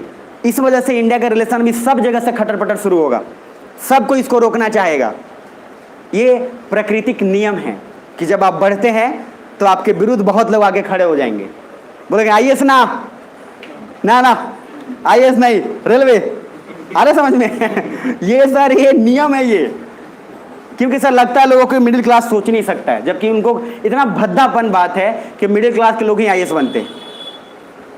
सुन पा रहे हैं? नीचे आइएगा सर। अब यहां तक एक हिस्टोरिकल के बाद इंटरनेशनल जस्टिस में देखिए, यूएसए एंड चाइना यहाँ एक यूनिक एंड बेस्ट जिसमें डेवलपमेंट ऐसा हो जैसा देश चाहता हो। सर देखिए इंडिया क्या चाहता है? इंडिया चाहता है कि हम तुम्हारा डेवलपमेंट करेंगे लेकिन तुम्हारे हिसाब से करेंगे, हम जबरदस्ती करके नहीं। अच्छा एक बात बताओ, आपको प्यार कोई भी करे, चाहे मम्मी पापा हो, चाहे बॉयफ्रेंड गर्लफ्रेंड, एनी रिलेशनशिप, एक रिलेशनशिप ये बोलता है कि तू जैसा है, तू जिसमें खुश रहता है, तू उसमें खुश रह, मेरे को ठीक है।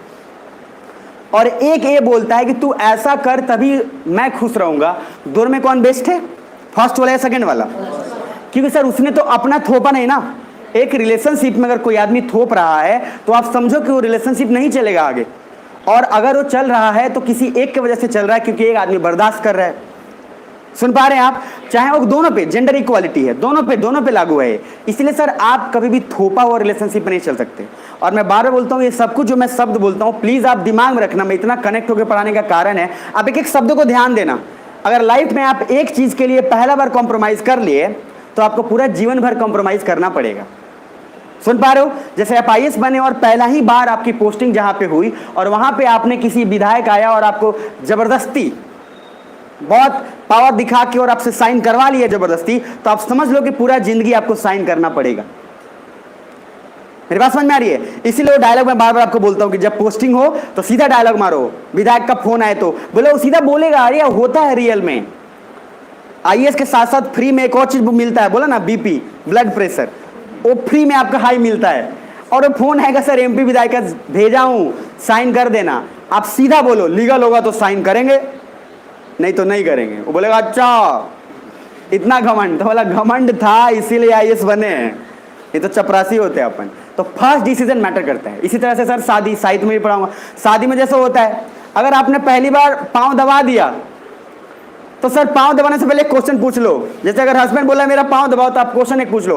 कभी कभी ये सुविधा हमको भी मिलेगा कि खाली आप ही को?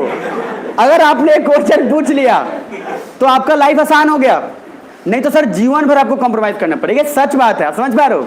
बहुत इंपॉर्टेंट है ये। और यहाँ पे चीजों को आप समझ के हमेशा दिमाग में रखिएगा, ओपननेस और आपको चीजों को बहुत मैटर करता है। आईएएस में आप जितना ओपन रहेंगे, थॉट प्रोसेस से कोई आईएएस बनता है, मेहनत से नहीं बनता।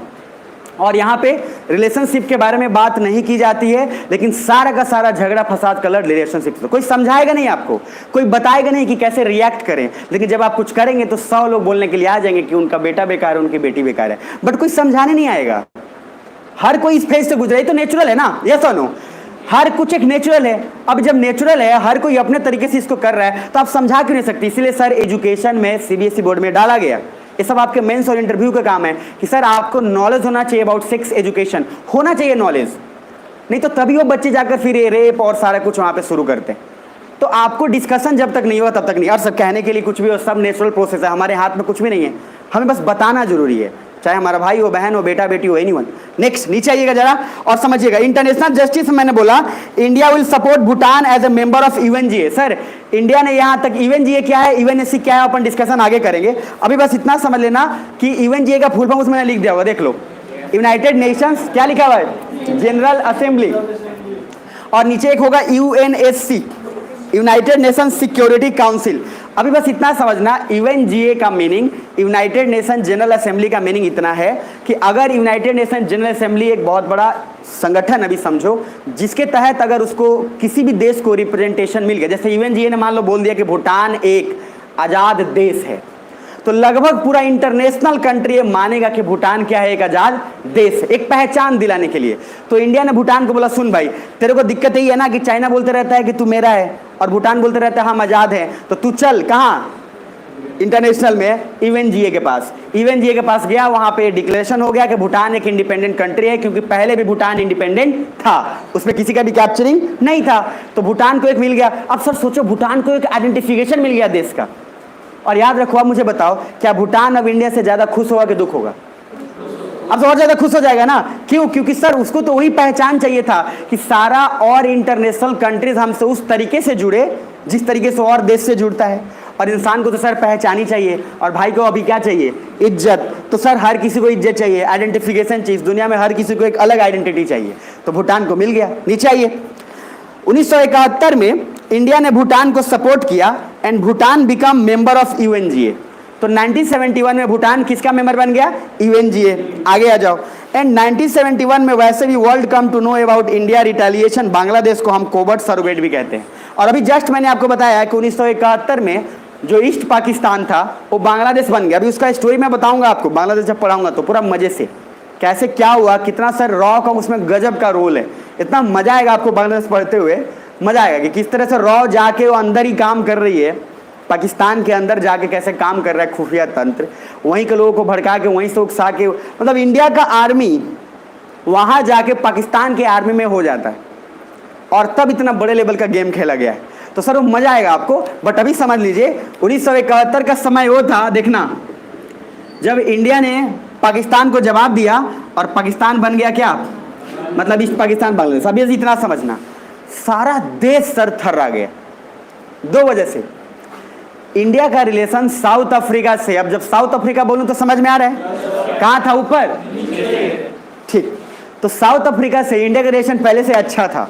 कारण क्या था? गांधी जी वही थे, अरे है ना। गांधी जी 1914-15 में साउथ अफ्रीका से भारत आ रहे थे। अब सर सुन के देखना, आप समझ के देखना, तो भारत का रिलेशन साउथ अफ्रीका से अच्छा था, उसमें गांधी जी का भी एक बहुत बड़ा रोल था।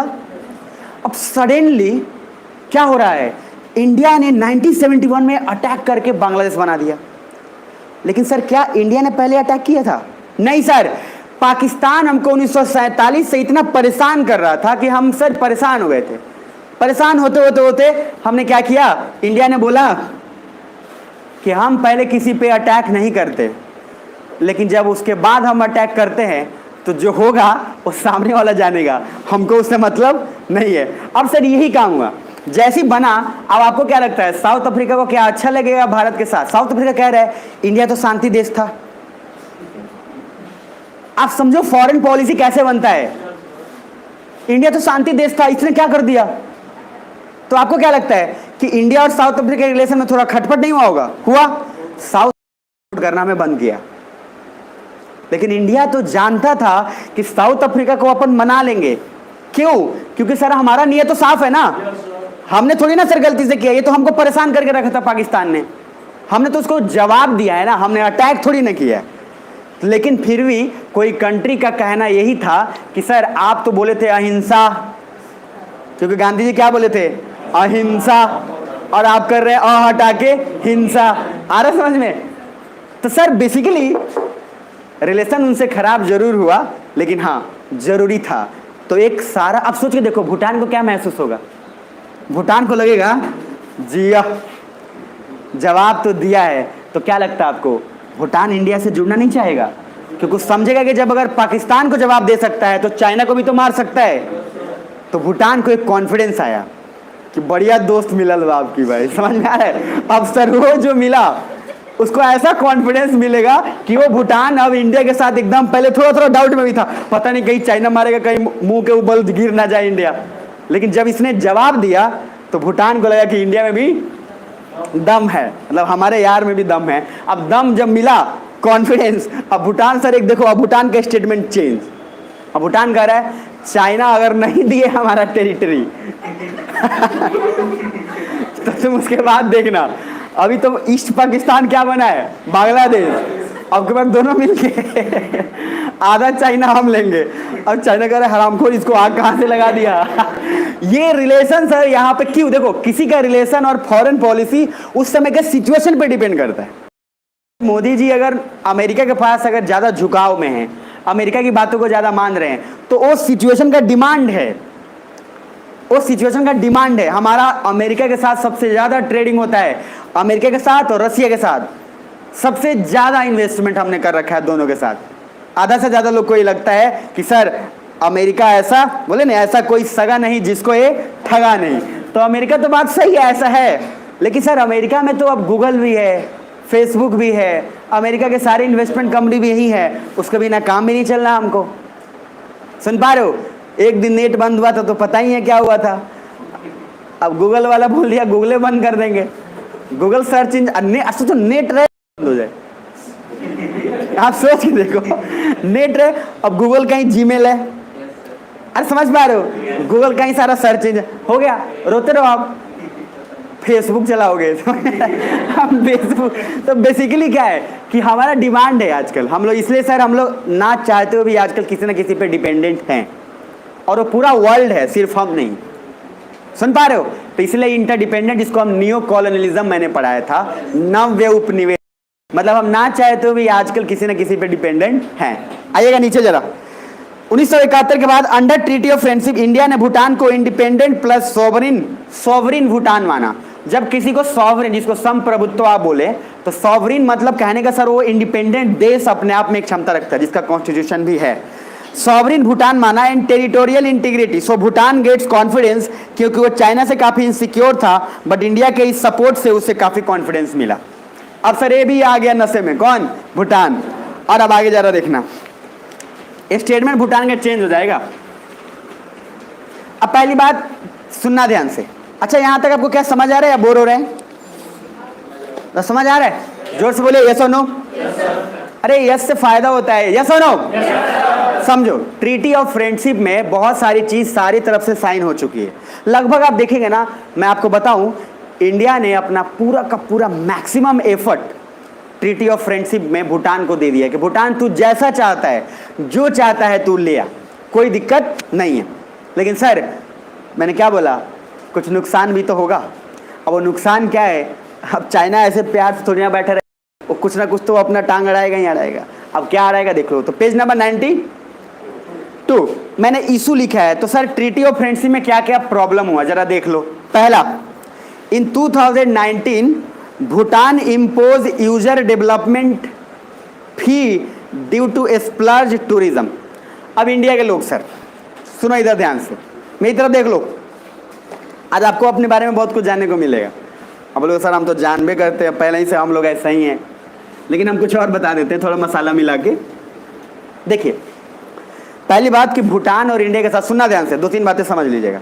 अच्छा पहले भूटान का जो मैप पे बताया था वो लोकेशन याद है? दिमाग में है? चलो एक बार नेपाल का भी लोकेशन दिमाग में डाल देता हूँ आपके, ताकि आपको कुछ समझ में आए। भूटान यहाँ है ना, किसी को इसमें नेपाल दिख रहा है? ये रहा ये, चलो ठीक। अब सुनना, नेपाल जरा देखोगे तो ये बिहार के पास नहीं है, बिहारी के पास तो है, इधर वाले तो सब उधर चले जाते इधर से अब सर समझना क्यों पूछ रहा हूँ ये। अच्छा भूटान भी सटा हुआ है, देख रहे हो ना, अरुणाचल है, वेस्ट बंगाल है, असम है, सब तो टच ही कर रहा है उससे। अब जरा देखो, भूटान के साथ इंडिया का लगभग वो सारा ट्रीटी साइन है। आतंकवादी जाएगा तब भूटान वहां पे मदद करेगा, इंडिया जाके वहां से घसीट के लेके आएगा, उसको बोलते हैं एक्स्ट्राडिशन ट्रीटी। अभी समझना बस ध्यान से, ये आएगा अभी। भूटान मदद करेगा वहां इंटेलिजेंस में, और कोई टेररिज्म हो रहा है, ड्रग सप्लाई हो रहा है, ह्यूमन ट्रैफिकिंग हो रहा है, कुछ भी हो रहा है, तो भूटान मदद करेगा किसकी? इंडिया की। अब सर सुनो, समझो, इंडिया के क्रिमिनल्स और स्पेशली बिहार के क्रिमिनल्स, वो लोग मैक्सिमम लोग नेपाल भाग जाते हैं। कहां भाग जाते हैं? अब सोच के देखो आप, भूटान के साथ हमारा एक्स्ट्राडिशन ट्रीटी साइन है, जिसमें यह है कि अगर कोई भी आतंकवादी या कोई भी गुंडा वहां गया है तो इंडिया का आर्मी वहां जाएगा, भूटान की आर्मी के साथ मिलकर उसको उठा के लेके आएगा। लेकिन नेपाल के साथ हमारा एक्स्ट्राडिशन ट्रीटी साइन नहीं है। इसी वजह से अगर कोई भागना चाहेगा तो बिहार से कहां भागेगा? नेपाल। भूटान भी तो नजदीक है, लेकिन भूटान नहीं जाता, पता है कि खींच के लाके मारेगा। तो हमने क्या किया, ये देखो पॉलिसी कैसे बनाए हमने। नेपाल के साथ हमने ये इंटेलिजेंस शेयरिंग का साइन किया हुआ है, सब कुछ साइन है, लेकिन हमारे साथ उनका एक्स्ट्राडिशन ट्रीटी साइन नहीं है। तो एक तरफ तो हम क्रिमिनल्स को रोक दिए भूटान जाने से, लेकिन एक रास्ता तो हमने दे दिया ना सर। कौन सा रास्ता?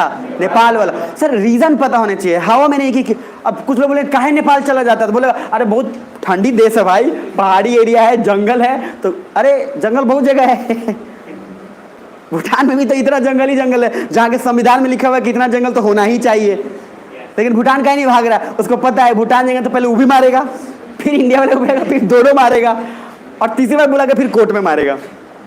तो सर सुनो समझो, इसी वजह से क्रिमिनल्स कहाँ भागते हैं? नेपाल। वो भूटान कभी नहीं भागेंगे, उनको पता है कि इंडिया उसके साथ वो सारा ट्रीटी साइन करके रखा हुआ है।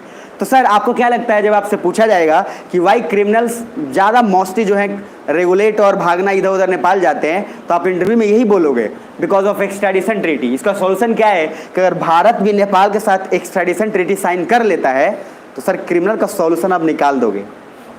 मेरी बात सुन पा रहे हो? एक मूवी है अर्जुन कपूर की, किसी ने देखा होगा तो, मूवीज का नाम देखे हो क्या? हाँ, इंडिया मोस्ट वांटेड।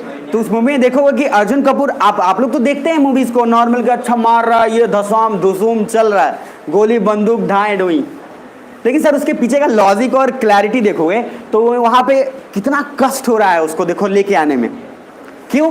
क्योंकि इंडिया के साथ उसका एक्सट्राडिशन ट्रीटी साइन नहीं है और आराम से खुलेआम नेपाल में सर लोग घूम रहे हैं, तो उसको सर कितना जद्दोहद करके लेके आना पड़ता है। और एक और मूवी देखे होंगे बेबी, जिसका सेकंड कॉपी आया था नाम सबाना, तो बेबी में भी देखोगे तो फिर वहां होता है वो।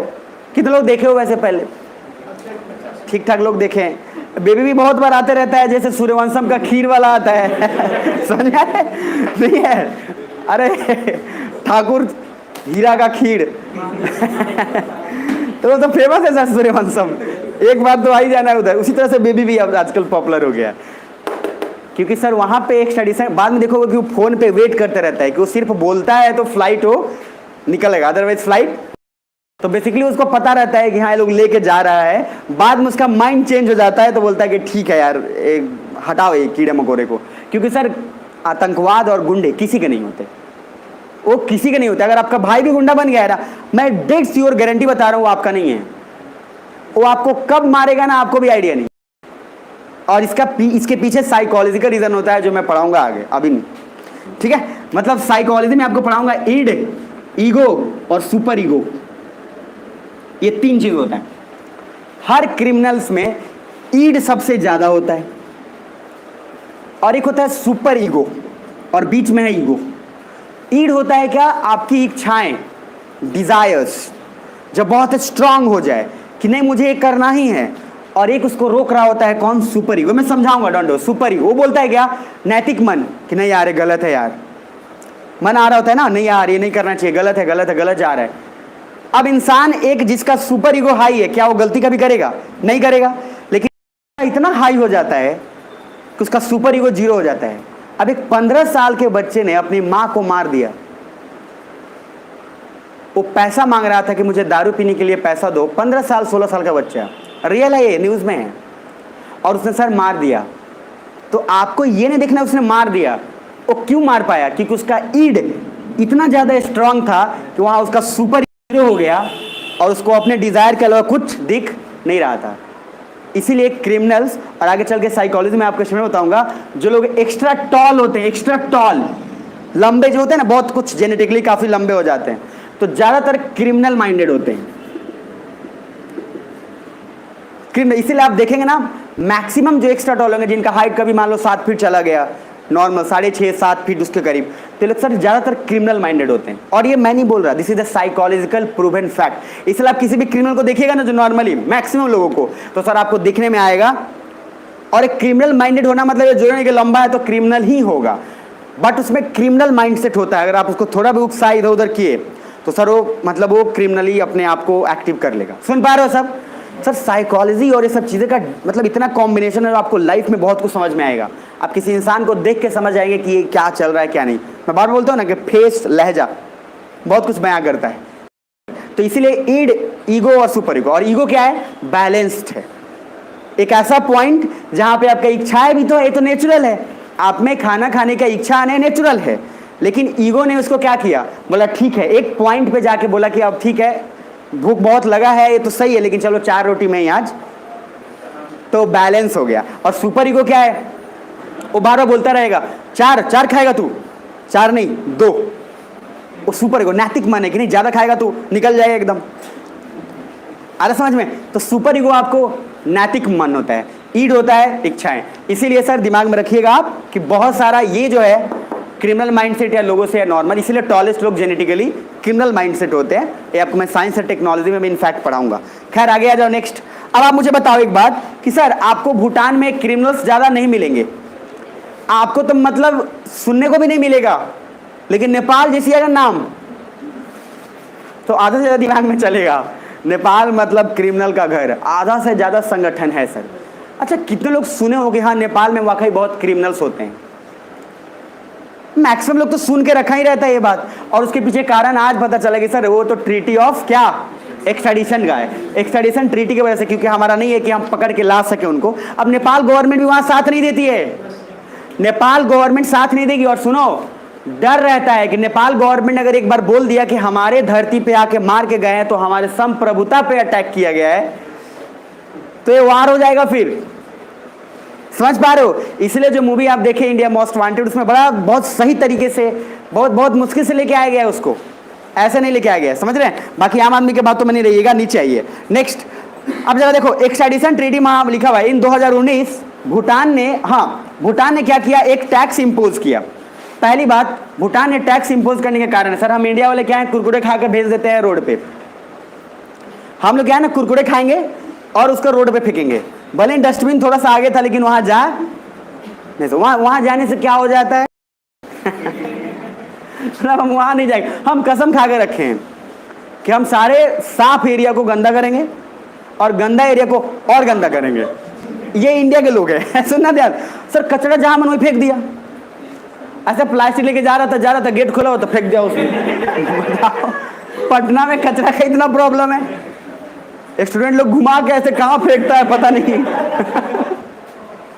अरे सच बात है, आपको नहीं पटना में मैंने देखा है रात में सभी के स्टूडेंट लोग, उनको इस बात का टेंशन रहता है आज कचरा फेंकना है, छत पे चढ़ जाता है और घुमा के फेंकता है, और जहां गीता वहां गाली आता है उधर से डैश डैश की डैश, तब समझ में आता है किसी ने कचरा फेंका है। पुनाई चक एरिया है पटना में, जानते हैं हम पुनाई चक, वहां पे भी स्टूडेंट लोग का थोड़ा है भीड़।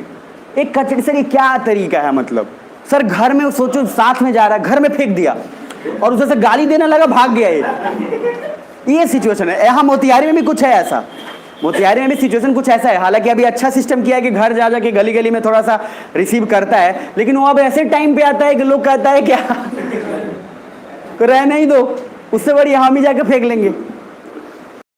तो सर यही प्रॉब्लम भूटान को हुआ। सुनो भूटान मैंने क्या बोला, इन्वायरमेंट फ्रेंडली देश है। अब भूटान के साथ क्या हुआ, वहां पे एक टूरिस्ट लोग इंडिया के जाने लगे। कौन लोग? अच्छा कमाल की बात है होगी, भूटान के साथ इंडिया का इन्वेस्टमेंट बहुत बढ़ गए, मतलब इंडिया ने बहुत इन्वेस्टमेंट किया भूटान में। तो वहां का हॉस्पिटैलिटी सेक्टर, जो होटल वाला सेक्टर था, हॉस्पिटैलिटी मतलब हॉस्पिटल वाला नहीं, जो आपका खाद्य से रिलेटेड और ये सब जो है करे। अब वहां पे टूरिज्म को प्रमोट करने के लिए इंडिया के बिजनेसमैन लोग बड़े बड़े जमीन से ऐसे जगह पे ले लिए भूटान में, जो बहुत मेन सेंटर पे था। भूटान कह रहा है यार आप लोग सारा जमीन ले लिए यार, और ऐसे ऐसे सेंटर पे आपने बना दिया, हमारे लोग क्या खाएंगे।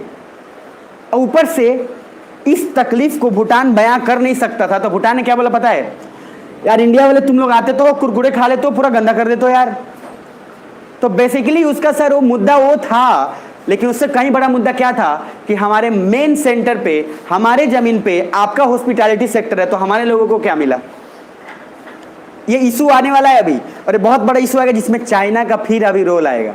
और चाइना ताक में बैठा है कि कब भूटान नाराज होकर हम आएंगे। अरे हम है ना, समझ रहे हैं, होता है ना, जैसे नाराज होता है सामने लोग नजर गिराए रहता है, जैसे नाराज हुआ अरे तेरा उसके साथ खत्म, हम हैं दोस्त रहेंगे। अब भाई ये जो सिचुएशन है ये डेडली कॉम्बिनेशन है यहाँ पे। अब उसके बाद ये आपको दिखाएगा कि चाइना का कैसे फिर इंटरफेरेंस बढ़ेगा। लेकिन हाँ भूटान भी समझदार है, बेवकूफ नहीं है।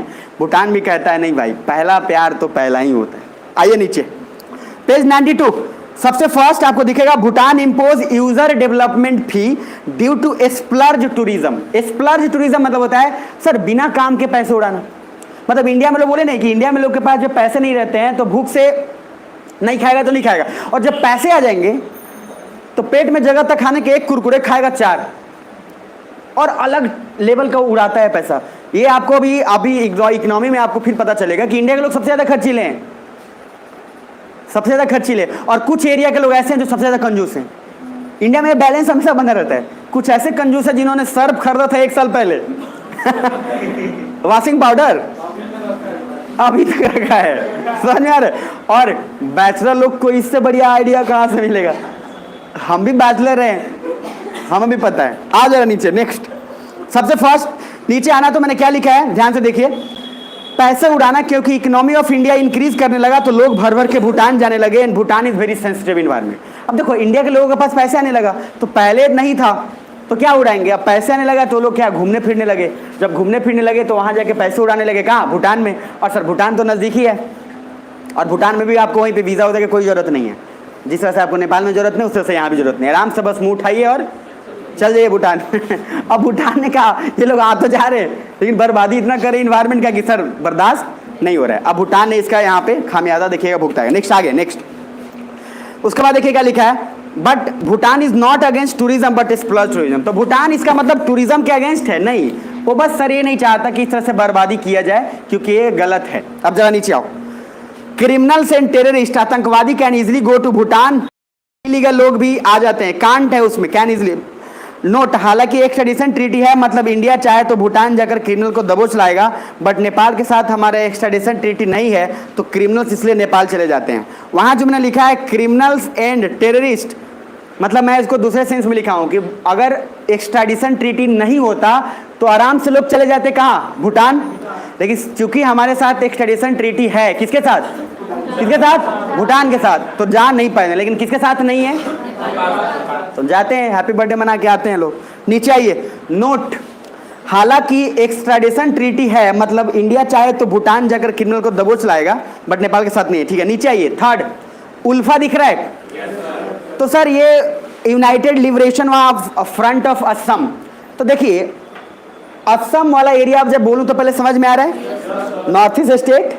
अब देखो असम में क्या हुआ कि अब वहां के भी लोग, आपको इसका बहुत सारा फैक्टर है। म्यांमार से भी लोग रोहिंग्या वाले भागे, तो असम के लोग क्या है, जनजाति टाइप है। सर जनजाति लोग का, ट्राइब्स लोग का लाइफ अलग होता है। ये लोग नहीं चाहते कि हमारे दुनिया में कोई बाहरी लोग आए, ये अपना बस चाहते हैं हमारा जंगल पे ही सारा डिपेंड है, जंगल पे ही सब कुछ ये लोग का अपना डिपेंडेंट रहता है। अब इनको दिक्कत होने लगा, क्यों, क्योंकि भारत अब डेवलपमेंट हो रहा है, डेवलपमेंट हो रहा है तो क्या फैक्ट्री भी बनना चाहेगा, तो असम में भी जाना चाहेगा फैक्ट्री। यहाँ के लोग अलग अलग संगठन बनाना शुरू कर दिए कि नहीं सर हमको फैक्ट्री उक्ट्री, तो अलग अलग सर छोटे मोटे अलग अलग ग्रुप्स बनने लगे। उसमें एक ग्रुप था कौन, उल्फा। इसने क्या बोला कि सर असम हमारा है और असम को बर्बाद होने नहीं देंगे हम। अब इसने क्या किया, इधर असम के जो टेररिस्ट मान लो है, वो तो भारत सरकार को परेशान कर रहा है। असम भूटान से टच करता है कि नहीं, अरे अभी तो बताया टच करेगा ना, तो असम के लोग क्या आपको लगता है भूटान नहीं चले जाएंगे, चुपचाप चले जाएंगे। तो मतलब वो भी चले जाएंगे, अगर हमारे पास एक्सट्राडिशन ट्रीटी साइन नहीं हो तो लोग भी तो भूटान आराम से चले जाएंगे। तो हमारे लिए यहाँ एक्सट्राडिशन ट्रीटी साइन करना बहुत कंपलसरी हो गया था, जो हमने किया। जरा नीचे आओ, पेज नंबर और। Lack of balance, because Indians buy land at primary location for hospitality, so Bhutan को मौका ज़्यादा नहीं मिलता है, सो उनको लगता है कि इंडिया डोमिनेट कर रहा है, बट ऐसा नहीं है। मतलब भूटान को लगने लगा क्या कि अब इंडिया हमको ज़बरदस्ती कर रहा है, ऐसे ऐसे जगह पे वो अपना ज़मीन ले लिया है, और हॉस्पिटल नहीं बल्कि हॉस्पिटैलिटी होटल से नॉल बना लिया है कि हमको मौका नहीं मिल रहा है। बट आप मुझे बताओ सोच के कि क्या इंडिया वाकई ज़बरदस्ती कर रहा था? उसने तो सर आपको अपना डेवलपमेंट कराया। अब उसके बाद दोबारा इंडिया ने भी तो बोला था कि जब आप चाहो तब ट्रीटी ऑफ फ्रेंडशिप में आप बदलाव कर सकते हो, तो हम ज़बरदस्ती कहाँ कर रहे हैं। लेकिन भूटान को ये फील होना क्यों शुरू हो गया, क्योंकि उसको एक्चुअली इस बात से दिक्कत था कि हमारे लोगों को कुछ मिल। और एक याद करो बात जिनको पढ़ाया था, जब भी कोई अगर ग्रुप ये बोले कि हमको क्या मिला तो फिर दिक्कत होना शुरू होगा सर। तो यहाँ पे भी भूटान ने क्या बोला, यार सब जगह तो आप ले लियो, आपका भी आता है, आपका लेबर है, आपका होटल में आपका सर्वेंट है, हमारे लोगों को क्या मिला। अब ये दिक्कत सर होना शुरू हो गया। सुनना, अब इसका फायदा उठाएगा चाइना और कौन, बांग्लादेश। चाइना के साथ कौन है, चाइना जहां जहां जाएगा तो चाइना का एक है बढ़िया आदमी, कौन? पाकिस्तान। समझ रहे हो? मतलब पाकिस्तान ऐसा बोलता है पापा जी, चाइना बोलता अरे, अब सर अरे नहीं, मतलब मानिए बात, पाकिस्तान सर वो देश है तो अपने ही लोग, क्या बोले, लेकिन सर पता नहीं उसका माइंडसेट ही बदल गया, उसका माइंडसेट ही बदल गया, अलग लेवल का माइंडसेट। सर उर्दू को उसने अपना राष्ट्रभाषा घोषित कर दिया, पता है किसने? पाकिस्तान ने। किसको? उर्दू को, जबकि उर्दू कोई भाषा ही नहीं है। ये लो, आपको फिर साहित्य में पढ़ाऊंगा मैं, उर्दू का आज तक भाषा दिया ही नहीं गया। उर्दू सर स्टार्ट हुआ है मथुरा से, मेरठ से, मतलब वही उत्तर प्रदेश का एरिया, वहां से, और उसमें देवनागरी और उसका कॉम्बिनेशन है, कुछ अरबी कुछ देवनागरी लिपि का, कुछ हिंदी और उसका। तो आज तक इस बात पे विवाद है कि उर्दू कोई भाषा ही नहीं है, और पाकिस्तान क्या बोल दिया? मतलब जो भाषा साइड नहीं हुआ है उसको क्या बना लिया? राष्ट्रभाषा। समझ रहे सर? ये थॉट लेवल देख रहे हैं, नीचे आइए। खैर, article 2 of treaty of friendship when right, ठीक है, हमने कभी भी, यहाँ लिखो नीचे देखना, हमने कभी डोमिनेट नहीं किया। इनफैक्ट वी सेड भूटान की हम जब आपको डोमिनेट करें तब आप इंटरनेशनल मंच पे जा सकते हैं, बट किसी देश को जवाबदेही नहीं देना है। So India is basically the guide and path shore. बाकी भूटान को चलना है या नहीं उस पर डिपेंड करता है। In 2007 article 2 amended and it goes in strategic from altruistic treaty of friendship में ये हुआ। सुनना ध्यान से, मतलब कि सर भूटान को जब ये लगने लगा कि हम पे ये जबरदस्ती कर रहा है, कौन? इंडिया। सुन पा रहे हो? तो इंडिया ने एक बात बोला कि सर देखो, जब आप चाहो तब आप बदलाव कर सकते हो, कोई दिक्कत नहीं है। और आप दूसरा एक और चीज नीचे देखो क्या लिखा है कि आप अगर आपको लगे कि हम जबरदस्ती कर रहे हैं तो आप इंटरनेशनली किसी भी देश के पास चले जाओ, हमें कोई तकलीफ। लेकिन सर आप इंटरनेशनली इसलिए मत जाओ कि किसी कंट्री को आप बताना, अरे हम क्यों बताएं तुमको, हम क्यों बताएं कि हम ऐसा कर रहे हैं, हम ऐसा कर रहे हैं, हम, अरे कोई भी देश किसी दूसरे देश को क्यों बताएगा कि हम इंडिया के साथ क्यों जुड़े हैं? क्या हक बनता है? जैसे रिजल्ट में, आपका रिजल्ट 10th 12th में, तो घर वाले कम पूछते हैं, बाहर वाले ज्यादा पूछते हैं, रवर बेटी के काबिल, रवर बेटे के काबिल, अरे रिजल्ट होता है ना। आप सोचो सर कितने बेवकूफ लोग हैं जो पढ़ाने में समय किताब उताब के बारे में नहीं पूछते कि किताब था कि नहीं था, लेकिन रिजल्ट के समय सबसे पहले पूछेंगे आपसे फोन पर। उस दिन सर अपना पूरा काम छोड़ के आपको फोन करेंगे, कितना परसेंट रवर बेटी के बेटा। अरे आप सोचो इससे घटिया क्या हो सकता है? जब आप किसी को नहीं पढ़ाए हैं तो आप किसी का रिजल्ट कैसे पूछ सकते हैं? सुन पा रहे? लेकिन सर ये बिहार है, डेडली कॉम्बिनेशन है, इंडिया प्लस बिहार। आइए जरा पेज नंबर नेक्स्ट, ज्यादा नहीं थोड़ा सा और है। अब जरा ऊपर में देखना पेज नंबर 93 पे। जब भूटान को लगा that they can manage their external policy, then India ने आर्टिकल 2 में अमेंड कर दिया। आर्टिकल 2 में ये था कि सर अगर आप चाहते हैं कि आप इसमें चेंज करें ट्रीटी ऑफ फ्रेंडशिप में, तो आर्टिकल 2 के तहत आप इसमें बदलाव कर सकते हैं और इंडिया इसमें सपोर्ट करेगा आपका। अब आगे आओ नेक्स्ट, 2007 में अमेंडमेंट हो गया डन। भूटान को लगा कि हमारे साथ दिक्कत हो रहा है, बोला ठीक है भाई चेंज कर लो। आ जाओ, इंडिया सेड कि टेररिस्ट हम दोनों का प्रॉब्लम है। भाई टेररिस्ट आतंकवाद किसी का नहीं होता।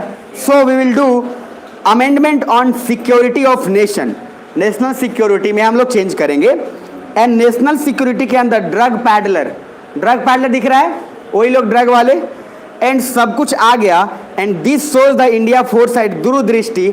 Bhutan agree on it and also intelligence sharing and give space to build intelligence apparatus। So this is the sign of rise of India, क्योंकि अफगानिस्तान में इंडिपेंडेंट, भूटान में एनएसपी। अभी समझिएगा, इसको समझिएगा। देखो इंडिया जान गया था इस बात को कि सर अभी हम लोग जो अगर भूटान के साथ अगर नहीं किए, सोच के देखो आप आजाद हुए हैं अभी, इधर देखिएगा, इधर जो नॉर्थ ईस्ट स्टेट है, अरुण अश्विन जो मैंने बोला, अरुणाचल, असम, मेघालय, ये सब, इनको पता था इंडिया को कि इस पे सबका नजर है, चाइना को भी नजर है। अब चाइना जानते हो क्या बोलता है, जो आप लोग सुनते रहते हैं बार बार, चिकन स्नेक। तो ये है चिकन स्नेक, ये पतला सा, मतलब चिकन का गर्दन, मुर्गा का गर्दन। अभी समझना, चाइना के एक ही बात कहना है कि ये गर्दन काट दिए तो ये उधर गया, इंडिया इधर। तो चाइना पूरा एनर्जी और छुरा लेके बैठा हुआ यहीं पे, सुनना ध्यान से। और इंडिया के साथ प्रॉब्लम ये है कि ये इतना कम एरिया है कि इंडिया अपना यहाँ पे बेस बना ही नहीं पाता है, हमेशा उसको दिक्कत होता है। इसलिए देखो इधर इंडिया कहता है भूटान से कि यार भाई थोड़ा जमीन तो दे दो यार, कि कम से कम बेस बना के हम अपने रख लेंगे। अच्छा, इधर बांग्लादेश भी देखो, इधर अरे दिख रहा है बांग्लादेश, बांग्लादेश भी देखो यहां तक आ रहा है। इंडिया बांग्लादेश से भी बोला भाई थोड़ा दे दे, बांग्लादेश का ना। अब सर इंडिया को लगा अरे हम ही बनाए, मेरा ही गधा और हम ही से मतलब। अब सर भूटान को बोला, भूटान क्या कर रहा है पता है, कह रहा कितना चाहिए तुमको, इंडिया बोला इतना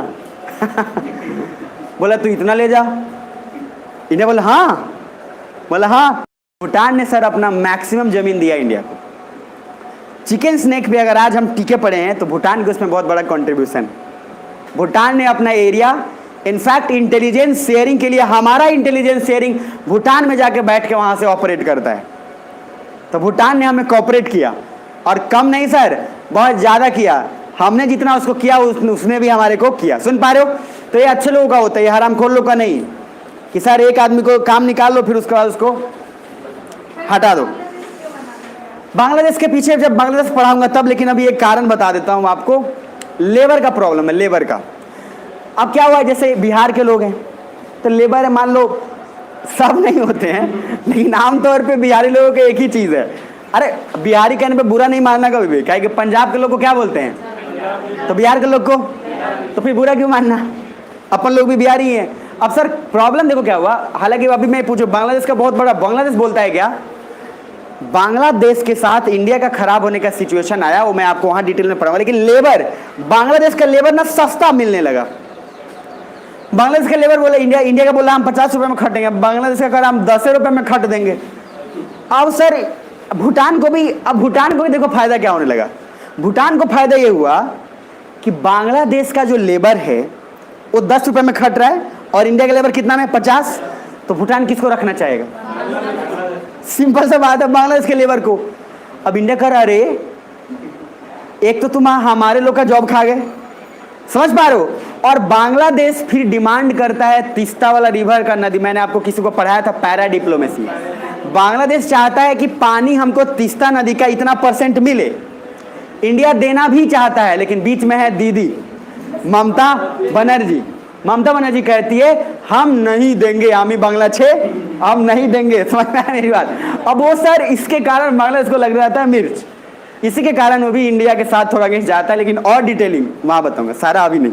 अब जरा नीचे आ जाइएगा, नेक्स्ट कौन सा पेज नंबर पे थे अपन, 93, चलिए या 94, 93 पे आइएगा। तो सबसे पहले नीचे देखिए, आम लोग इधर आम लोगों को ये लगता है, आम लोगों को जो लगता है मैंगो मैन को, तो मैंगो मैन को यही लगता है कि सर जो भूटान के साथ इंडिया का रिलेशन सब ठीक चलता है, बात तो सही है, लेकिन मैं बार बार बोल रहा हूँ कि हर फॉरेन पॉलिसी हर देश का वो चेंज होते रहता है, सिचुएशन पे डिपेंड करता है कि अभी किसके साथ रिलेशन कैसा होगा, किसके साथ रिलेशन कैसा नहीं होगा। नीचे आओ, वहाँ पे एक पेज देखना, वहाँ पे लिखा होगा ट्रीटी ऑफ फ्रेंडशिप कोई परमानेंट नहीं था, बल्कि दोनों देश जब चाहे तब उसमें बदलाव कर सकती है साथ बैठकर, बिना टर्म्स एंड कंडीशन के। ये दिख पा रहा है पहले, नीचे आओगे, treaty of friendship is always a foundation of relations. अब कॉमर्शियल फॉरेन पॉलिसी में क्या क्या है पहले देख लो। 1960 में 5 ईयर का प्लान, 5 ईयर प्लानिंग स्टार्ट हुआ, 5 साल हर, जैसे इंडिया का भी था ना प्लानिंग कमीशन जो आगे खत्म हुआ, जिसमें 5 साल बाद हमेशा किसी भी कमीशन पे बताया जाएगा कि फॉरेन पॉलिसी क्या होगा, फिर देश की आर्थिक स्थिति की समीक्षा कैसी हो गई, ये हो बस। 5 year planning commission establish in Bhutan and Bhutan gets confidence. Bhutan को बोला बहुत बढ़िया चला। नीचे आ जाओ, इंडिया ने फर्स्ट 2 5 ईयर प्लानिंग किया, मतलब इंडिया ने पहले 10 साल तक भूटान को हेल्प किया कि देश को कैसे चलाया जाए कैसे नहीं चलाया जाए। पॉइंट नंबर 2, 1971 इंडिया ने भूटान को यूएन का मेंबर बनवाया and whole country recognise Bhutan, so development increases in Bhutan. अब इंडिया ने, सोचो मैंने क्या बोला, जैसे भूटान को बोला कि एक अलग देश है, अरे यूएनजीए में गया था ना, तो भूटान के साथ जब भूटान को देश, तो सारे देश जुड़ना चाहेंगे ना कि हम भी इसके साथ ट्रेड करें, तो भूटान में इन्वेस्टमेंट आने लगा, भूटान का डेवलपमेंट हो गया। अब जरा नीचे आ जाओ, उसके बाद 80% of the trade off Bhutan with India, only 20% with rest of the world. सोचो एक देश का 80% ट्रेड किसके साथ, सिर्फ इंडिया के साथ। नीचे आ जाओ, इंडिया का geographical location favours India than China, क्योंकि भूटान को चाइना जाना काफ़ी डिफिकल्ट है एंड इंडिया आना आसान है, फिर भी इंडिया को इंडिया ड्यूटी टैक्स नहीं लेता on transit, that is toll free. यहाँ तक कि कोलकाता का पोर्ट भी freely use by Bhutan. Sir India देखो, इधर इंडिया चाहता तो ये बोल सकता था ना कि भूटान तुम तो मेरे पास सिर्फ आ पाओगे, चाइना के पास तो नहीं जा पाओगे, क्योंकि चाइना के पास क्या है, डिफिकल्ट रास्ता है। तो इंडिया ना बोलता है ना कि ठीक है, टैक्स के जगह पे 5% की जगह पे 2% दे देना। अरे बोल सकता था ना इंडिया, लेकिन सर नहीं, फ्री। क्यों? क्योंकि क्या बोला था, वी आर पार्टनर्स। आप समझ पा रहे हो सर? जो कैपिटलिज्म, जो जिसको सिर्फ प्रॉफिट दिखेगा, वो प्रॉफिट में नहीं बोलते लोग। क्या आप मेरी सुन पा रहे हो बात? जो बोले ऐसा नो, प्रॉफिट जब कोई कमाने वाला होता है तो आम आदमी नहीं बोलता है भाई ये आपके लिए मैंने सिर्फ कम किया है। जैसे आप किसी, और खास करे आपके लिए वाला के पास जाना मत, ये अपने वही लोग हैं जो काट भी लेंगे और उसके बाद ये भी जताएंगे कि हम कम किए। जैसे आपके मान लीजिए कोई दादाजी तो नहीं, फिर भी नाना, काका, ताऊ, चाचा, ये समथिंग, उनका मान लो कपड़े का दुकान है और आप कपड़े की दुकान लेने गए तो बोलेंगे अरे भगना तोरा चलते ना तो 25,000 में मिल जाए। आप बोलोगे, आप उनको बोलो मामा हमरा चलते ना, आप अपने ही चलते हमसे लीजिए। वो लोग क्या करते हैं सर, आपको भगना कह के चेप भी देंगे, दाम जितना था उतना ले भी लेंगे और आपको एहसान भी जता देंगे कि देखो तुम्हारे लिए हम, समझ में आ रहा है? और वो आपको लगेगा कि हाँ बहुत खुशी। फिर जब दूसरे दुकान में जाके पूछेंगे, क्योंकि आपको भी तो तसल्ली नहीं होगी ना, आप बगल में जाके पूछेंगे, वो बोलेगा अरे कौन दिया 25,000 में, इसका दाम तो मात्र 16,000 है। तब आपको लगेगा अच्छा ये भगना वाला पूरा रोल निभाए है मेरे माँ। मतलब ये हर किसी पे लागू नहीं है, लेकिन बेसिकली आम तौर पे ऐसा होता है। इसीलिए 3 रिलेशन से हमेशा बच के रहिए, मौसा, फूफा और जीजा नहीं। ये ऐसे लोग हैं जो सर शादी में कुछ ना कुछ बवंडर करते ही करते हैं। समझ में आ रही बात? कौन कौन लोग? मौसा, फूफा, जीजा। इनको सर पता नहीं दुनिया का कौन सा दुख शादी में ही हो जाता है। मैक्सिमम इन तीनों में से एक आदमी को, अरे देख लेना आप साइकोलॉजिकली है ये, इसमें से 3 में से एक नाराज होगा ही होगा, जिसको आपको बुलाने के लिए गाड़ी भी भेजना पड़ेगा, पता नहीं और क्या क्या भेजना पड़ेगा, ना मेहमान आ जाए, समझ आए? अरे सुन पा रहे हो? बस सुनना, पानी चाहिए, पानी दे दीजिए। अब आना जरा आगे, नेक्स्ट। सर 2-3 बातें ख्याल रखना अभी तक जो भूटान का पढ़े, बस। अच्छा रुकिए, लीजिए, चलो उसे रख दो। अब इधर देखना, सबसे फर्स्ट मैंने बोला कि भूटान के साथ इंडिया का रिलेशन आप सब कुछ ठीक चल रहा है, कोई तकलीफ दिक्कत नहीं है, लेकिन कहाँ पे प्रॉब्लम आएगा, यहाँ नीचे आ जाओ, पेज नंबर